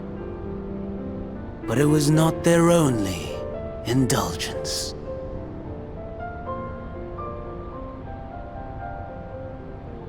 For they were ever hungry for stimulation, slaves to the slightest hint that amusement was afoot. Our nation was ailing, but I would see the poison purged. I resurrected a legend, our first and greatest emperor.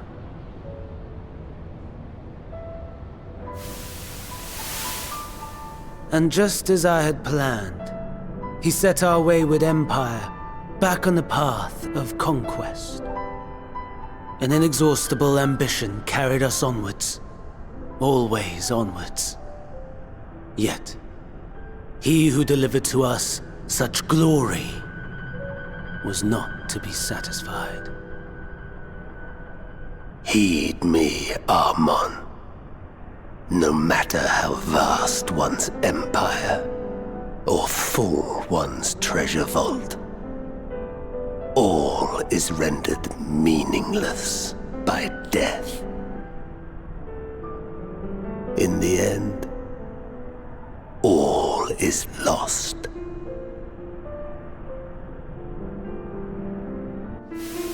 You know as well as I that the Emperor stands to lose this war, and so I have come to claim you.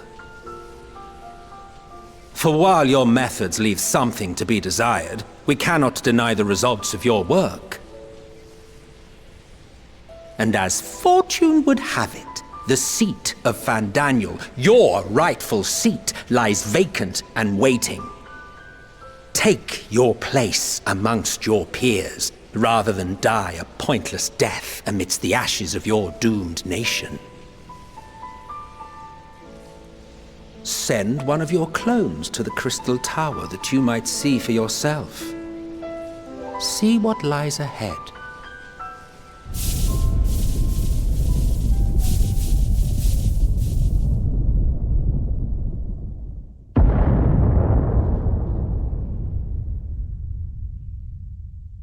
The fall of the Empire affirmed the truth, majestic and tragic, as the Emperor foresaw.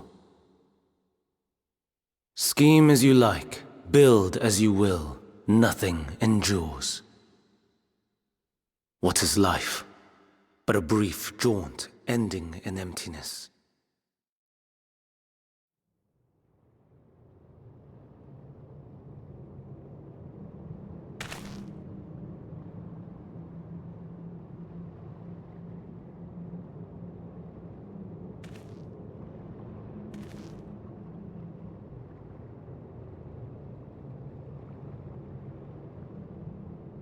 So easily distracted. Why, I almost left without saying farewell. As for your friend, you needn't worry. These pawns are far more useful to me alive as fuel for the primates.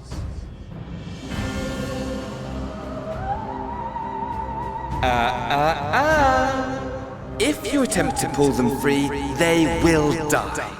So, enjoy tackling that conundrum with your comrades. We shall meet again! Not in one of these minor spires, oh no, but somewhere more suitably grandiose. Your favorite playmate is ever so eager to see.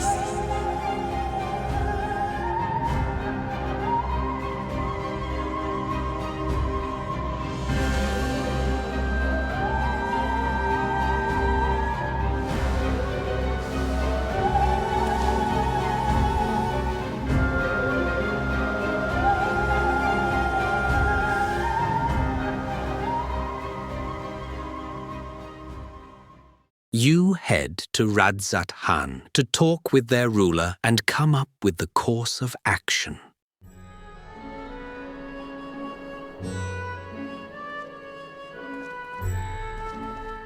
A vast rock squats upon Thavnair, and to its stony surface clings the city of Radzat Han.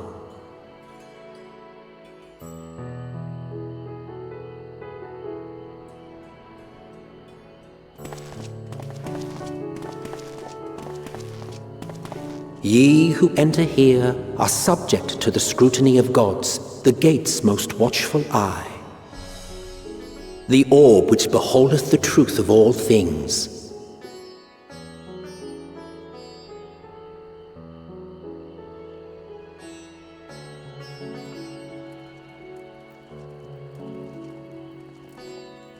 Pass beneath its hot and piercing gaze, bearing down like a second midday sun.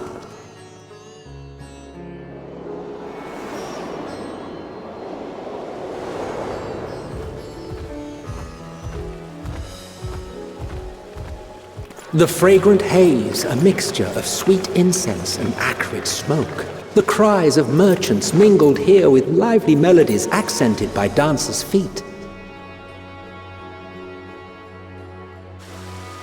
Travelers seduced by vivid sound and colors were once swallowed up by patchwork streets.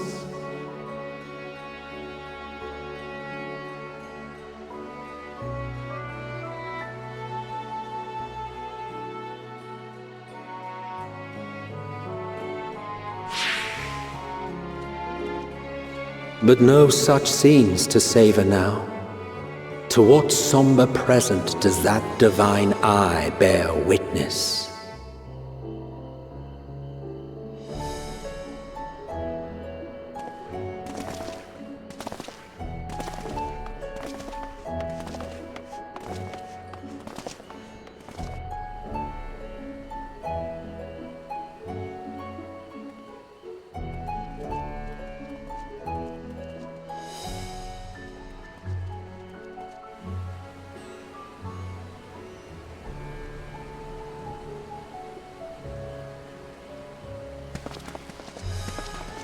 Here we are, Megadota.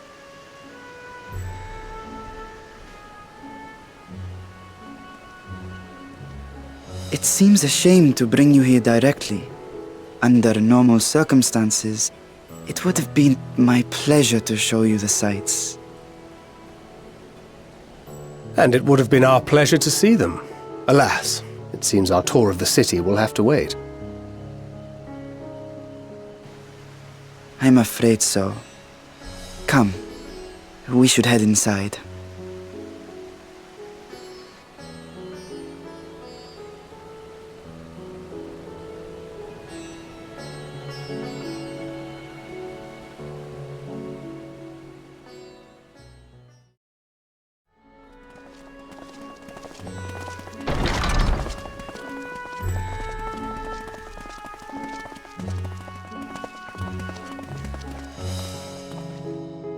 Your Excellency, may I present our honored visitors? Ah, splendid. Most splendid. Allow me to introduce myself. I am Ahawan, satrap of Radzatan. Our alchemists tell me your assistance was invaluable in the creation of the warding scale. Such deeds ought to be recognized in person. Thus did I have young Varshan convey you here forthwith. On behalf of my people, may I express to you our sincere gratitude.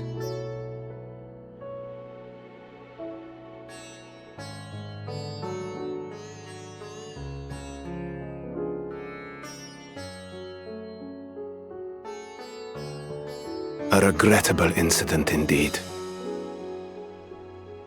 Her colleagues insist that we honor her wishes and trust in the talisman, that it will be instrumental in saving Nidana and the others. I am eager to hear your opinion on the matter, so let us not stand on ceremony. Come, sit. I think not. This charade has gone on long enough. Show yourself. Forgive me, but were you expecting musicians, perhaps? There are no performers waiting in the wings at present, but arrangements could be made if you'd prefer.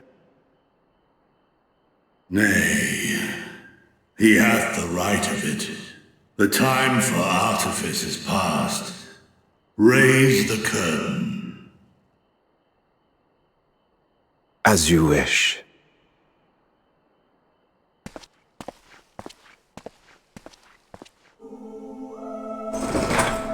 You travel as assistants to the students of Valdesian, but you are known to me.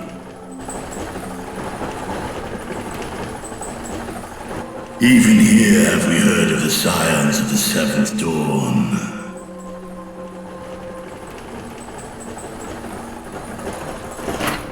I am Vritra, and for years uncounted hath this isle served as mine abode.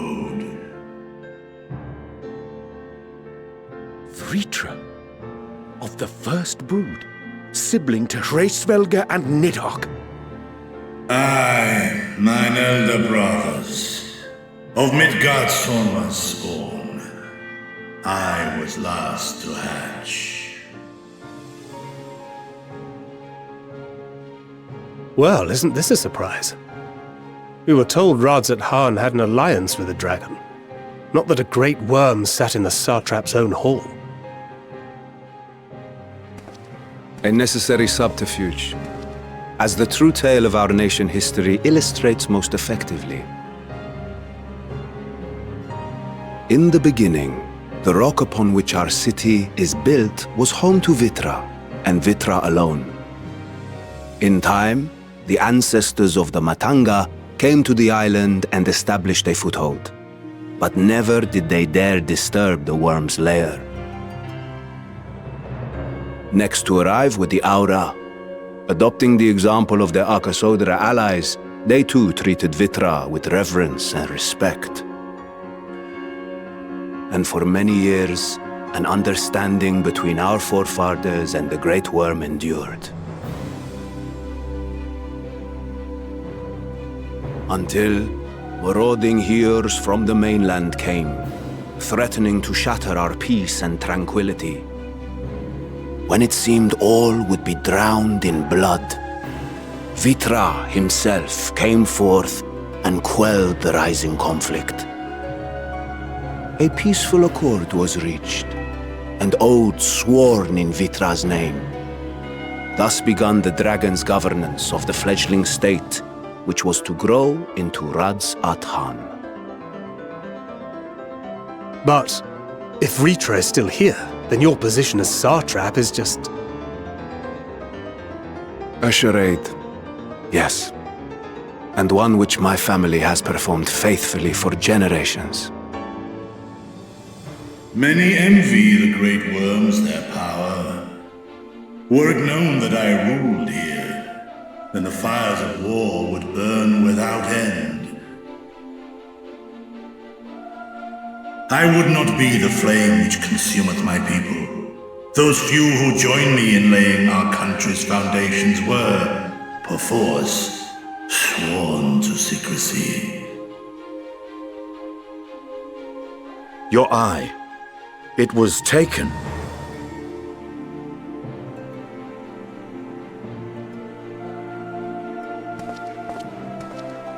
'Tis here, buried within the semblance of flesh. The body before thee is but a simulacrum, constructed by the finest artisans of Razatan. With mine eye nestled within, it doth serve as an inconspicuous vessel for my will. That would explain why I felt the presence of a dragon upon our first meeting. I am woven with words fashioned to deceive such arcane senses.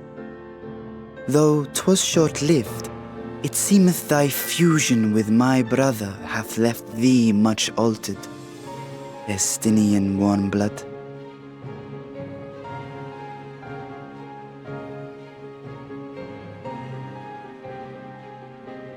From the very first, we sensed the nature of one another, yet did neither one of us bare his fangs.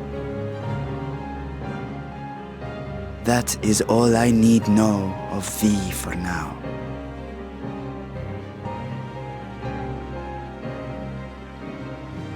With my secret thus revealed, I have for you a proposal. Not as a worm of the first brood, but as the ruler of Radz Athan. With all haste must we take in hand the finished talismans and breach this foul spire. Thence, should it lay within our power, dispel its wicked influence. Yet even with the assurance of the warding scales, the narrow confines of the tower doth limit the size of our force. And thus denied strength in numbers, thou must choose thy soldiers with care. Just so. Yet though our radiant host is formidable, I see a sure path before me. Thou and thy comrades have contended with a multitude of primal beings.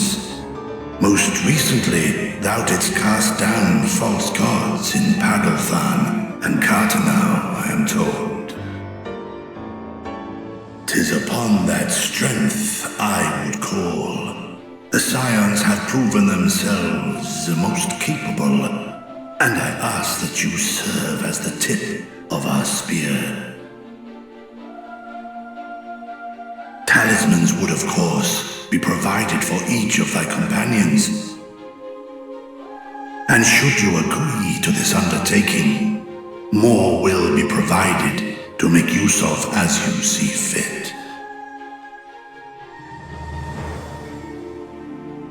There's no denying it's a dangerous proposition, but the rewards may far outweigh the risk. Just think of what we might accomplish if we could equip all our allies with warding scales. I worry, however, that even the 4 of us may be too few for what you have in mind. Might we regroup with our friends first to discuss the matter? 'Tis no trifling task that I have laid before you. Go.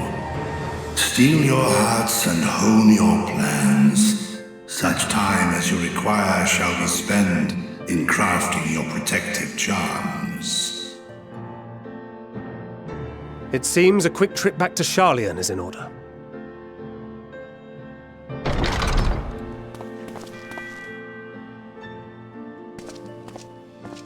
Wilt thou not lend thine aid?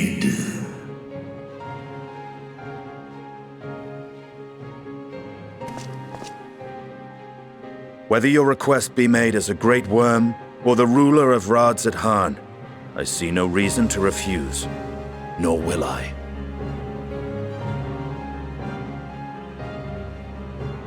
I am in thy debt.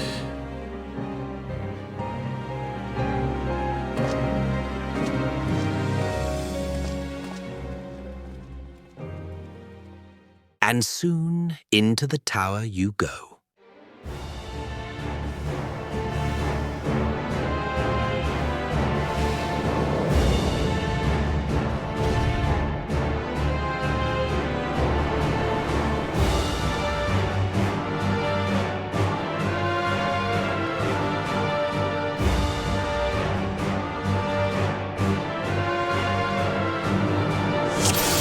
A foul place. Let us proceed with caution. They seek to bar our path. The only way is through!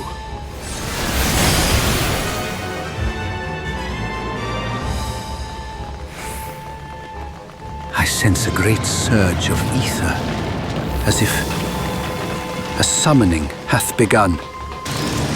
Look, those beastly masks. It's the Minutia come to life. This is where our ways do part. We shall survey the halls below. We will focus on sustaining the Arca Sadara. The rest of you must keep going. Onwards and upwards!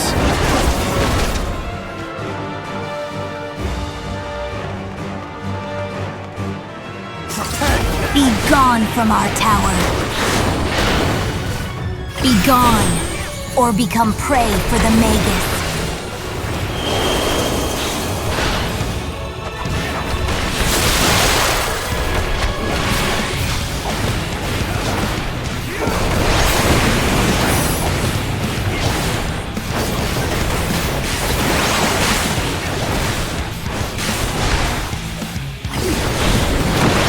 Behold our ingenious magics!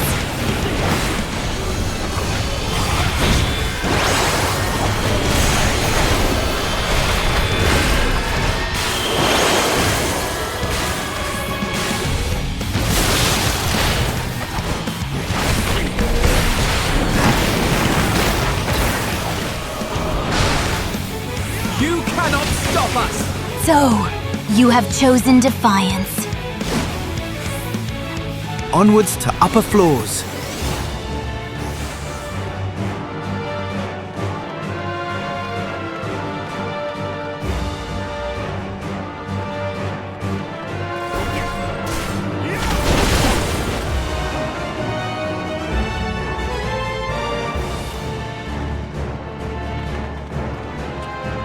The tower must be protected. We will not let it fall!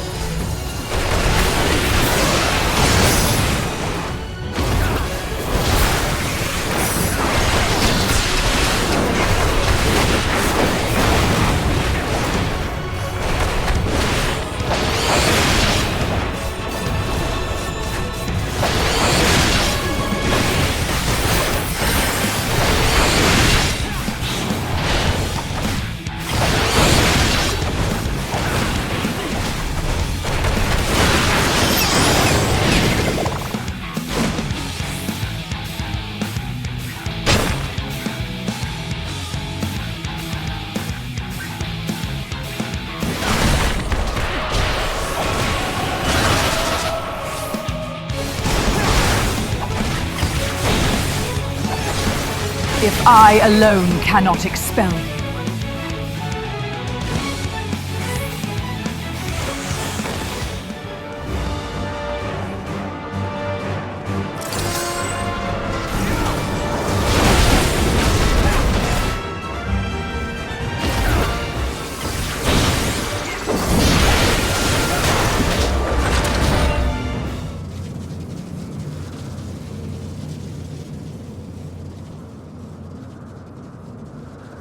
No matter the cost, we must protect the tower.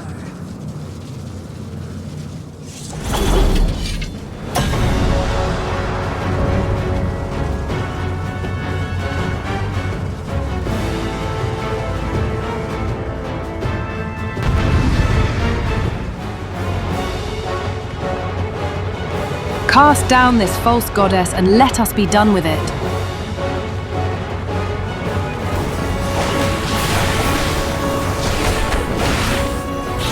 Persist in your desecration. Then face the full wrath of the Magus. Join with me, sisters. Glacial ice, entomb our foe.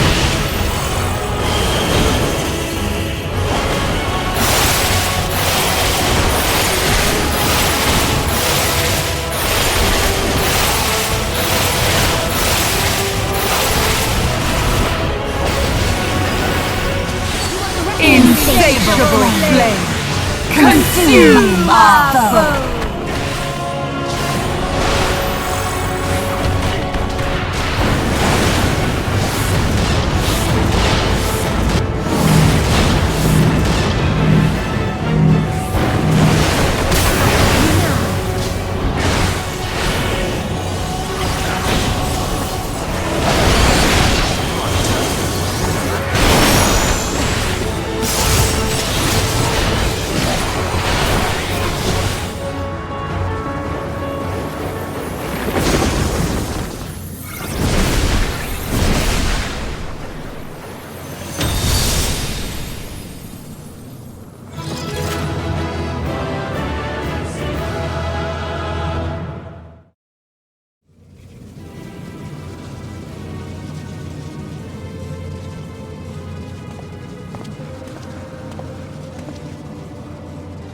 Is everyone all right?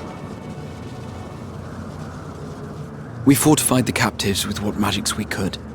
Have the defenses been disabled? All appears quiet for the moment. The lower floors were disturbing enough, but this place feels wrong. The ether is heavy and thick, like wading through a quagmire.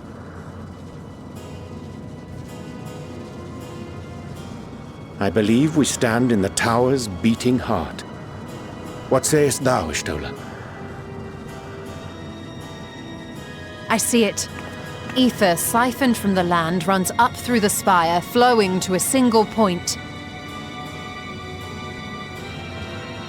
This is the core we seek. Yet something is off.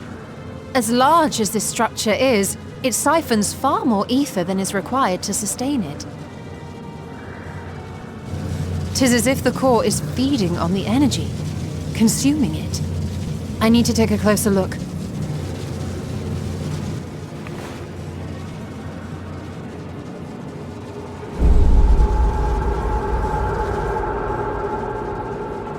Curious. There is something there embedded inside the core.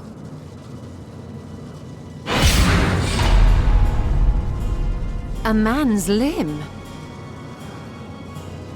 This is what we came to destroy? Yes, if you would be so kind.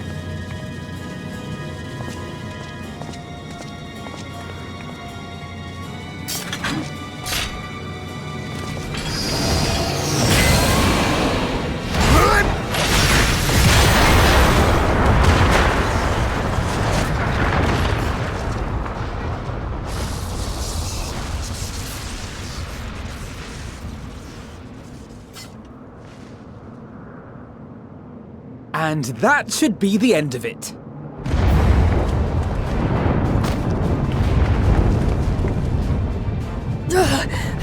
What now? My theory that the tower might come crashing down following the core's destruction doth appear to be correct. Bully for you! And how are we supposed to survive the fall?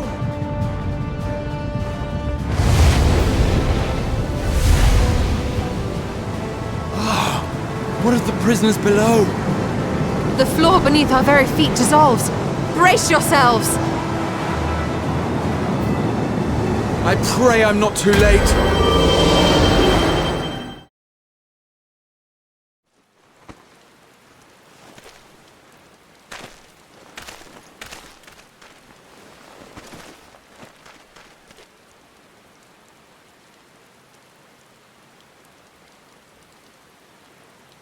Oh, what happened? Where are we?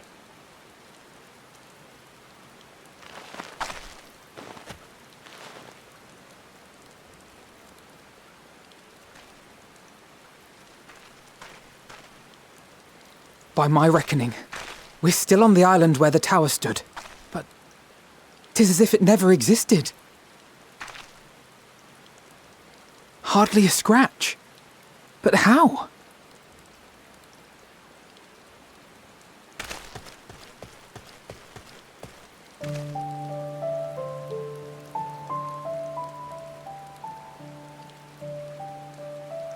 Raha wove a levitation spell at the last moment. Large enough to catch everyone, it would seem.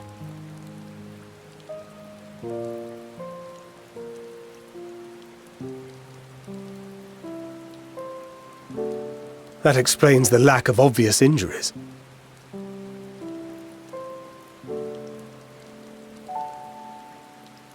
The expenditure of so much ether has taken its toll. He will need plenty of rest, but should otherwise be none the worse for wear.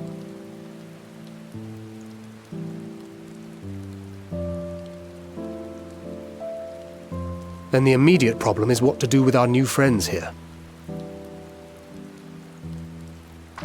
They'll be much changed for their time in the tower. Even if their bodies are intact, I doubt we could say the same for their minds.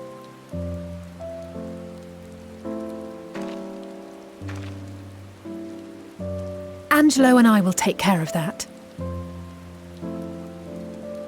I have every faith in you, Alize, but there are just too many for you to treat alone.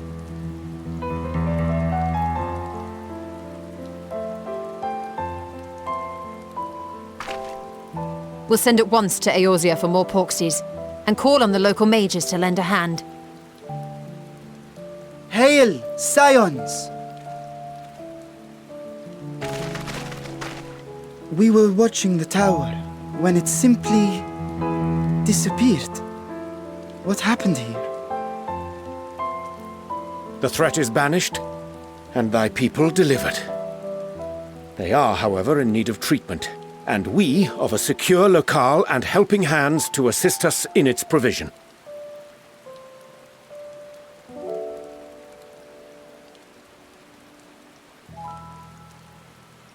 You shall have all this and more. Come, let us convey these unfortunate souls to the city.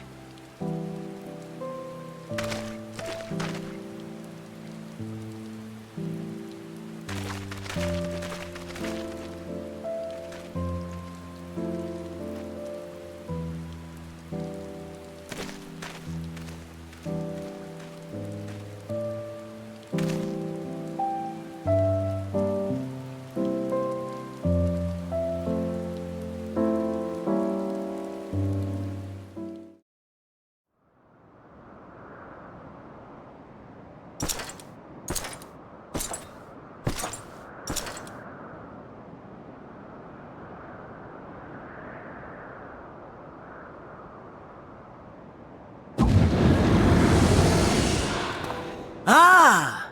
Enjoying the bracing cold, I see. Do you not own a warm coat or a cloak? Something in fur? Or fashioned from the skins of your enemies? Or... well, never mind that. I come to you once more as the bearer of bad news. Our tower in Thavnir has been toppled.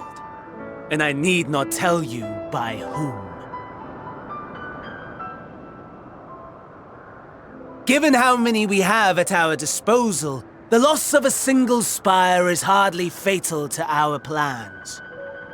It does, however, slow the rate at which we siphon ether. If they continue to preoccupy themselves with the towers, then all will be well.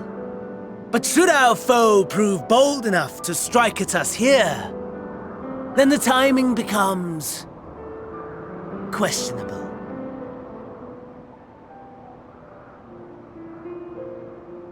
Our foe is bold enough. Of that, I can assure you.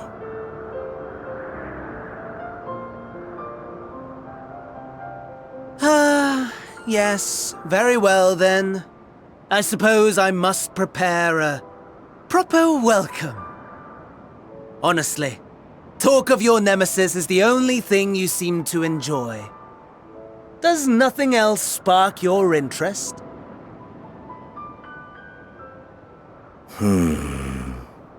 No. All else is equal. Equally tedious, equally disappointing. The world is a tepid bog into which we sink, too weak to thrash as the mud clings to our eyes and fills our throats till we blissfully choke. But then came the light, blinding and pure and hot, so very hot. Enough to set my soul aflame. I basked in the afterglow until the void yawned once more. And then I knew the muck would never claim me again. There was naught for me ahead, so I drew the curtain on all that had come before.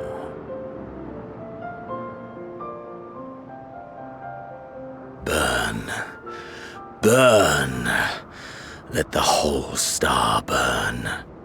I will have my contest. I will reclaim my moment.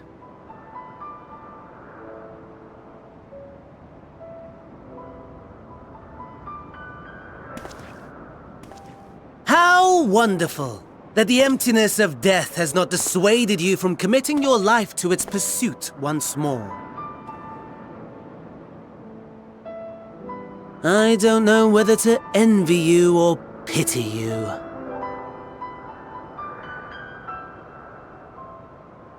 You question my disinterest, but what of yours? Despite your noisome antics, I sense you take little pleasure in this endeavor. Mercy, my lord. Such pointed barbs from one who barely acknowledges my existence. Nevertheless, you are mistaken, for I do find this part somewhat enjoyable. You see, when I was mortal, I would always have the same dream. It was a fragmented thing, disjointed, all the faces incomplete. The setting, too, was unknown to me, so I thought it simply a fantasy of my sleeping mind. Until one day, I realized it was showing me the truth, much as your dream of the final days enlightened you.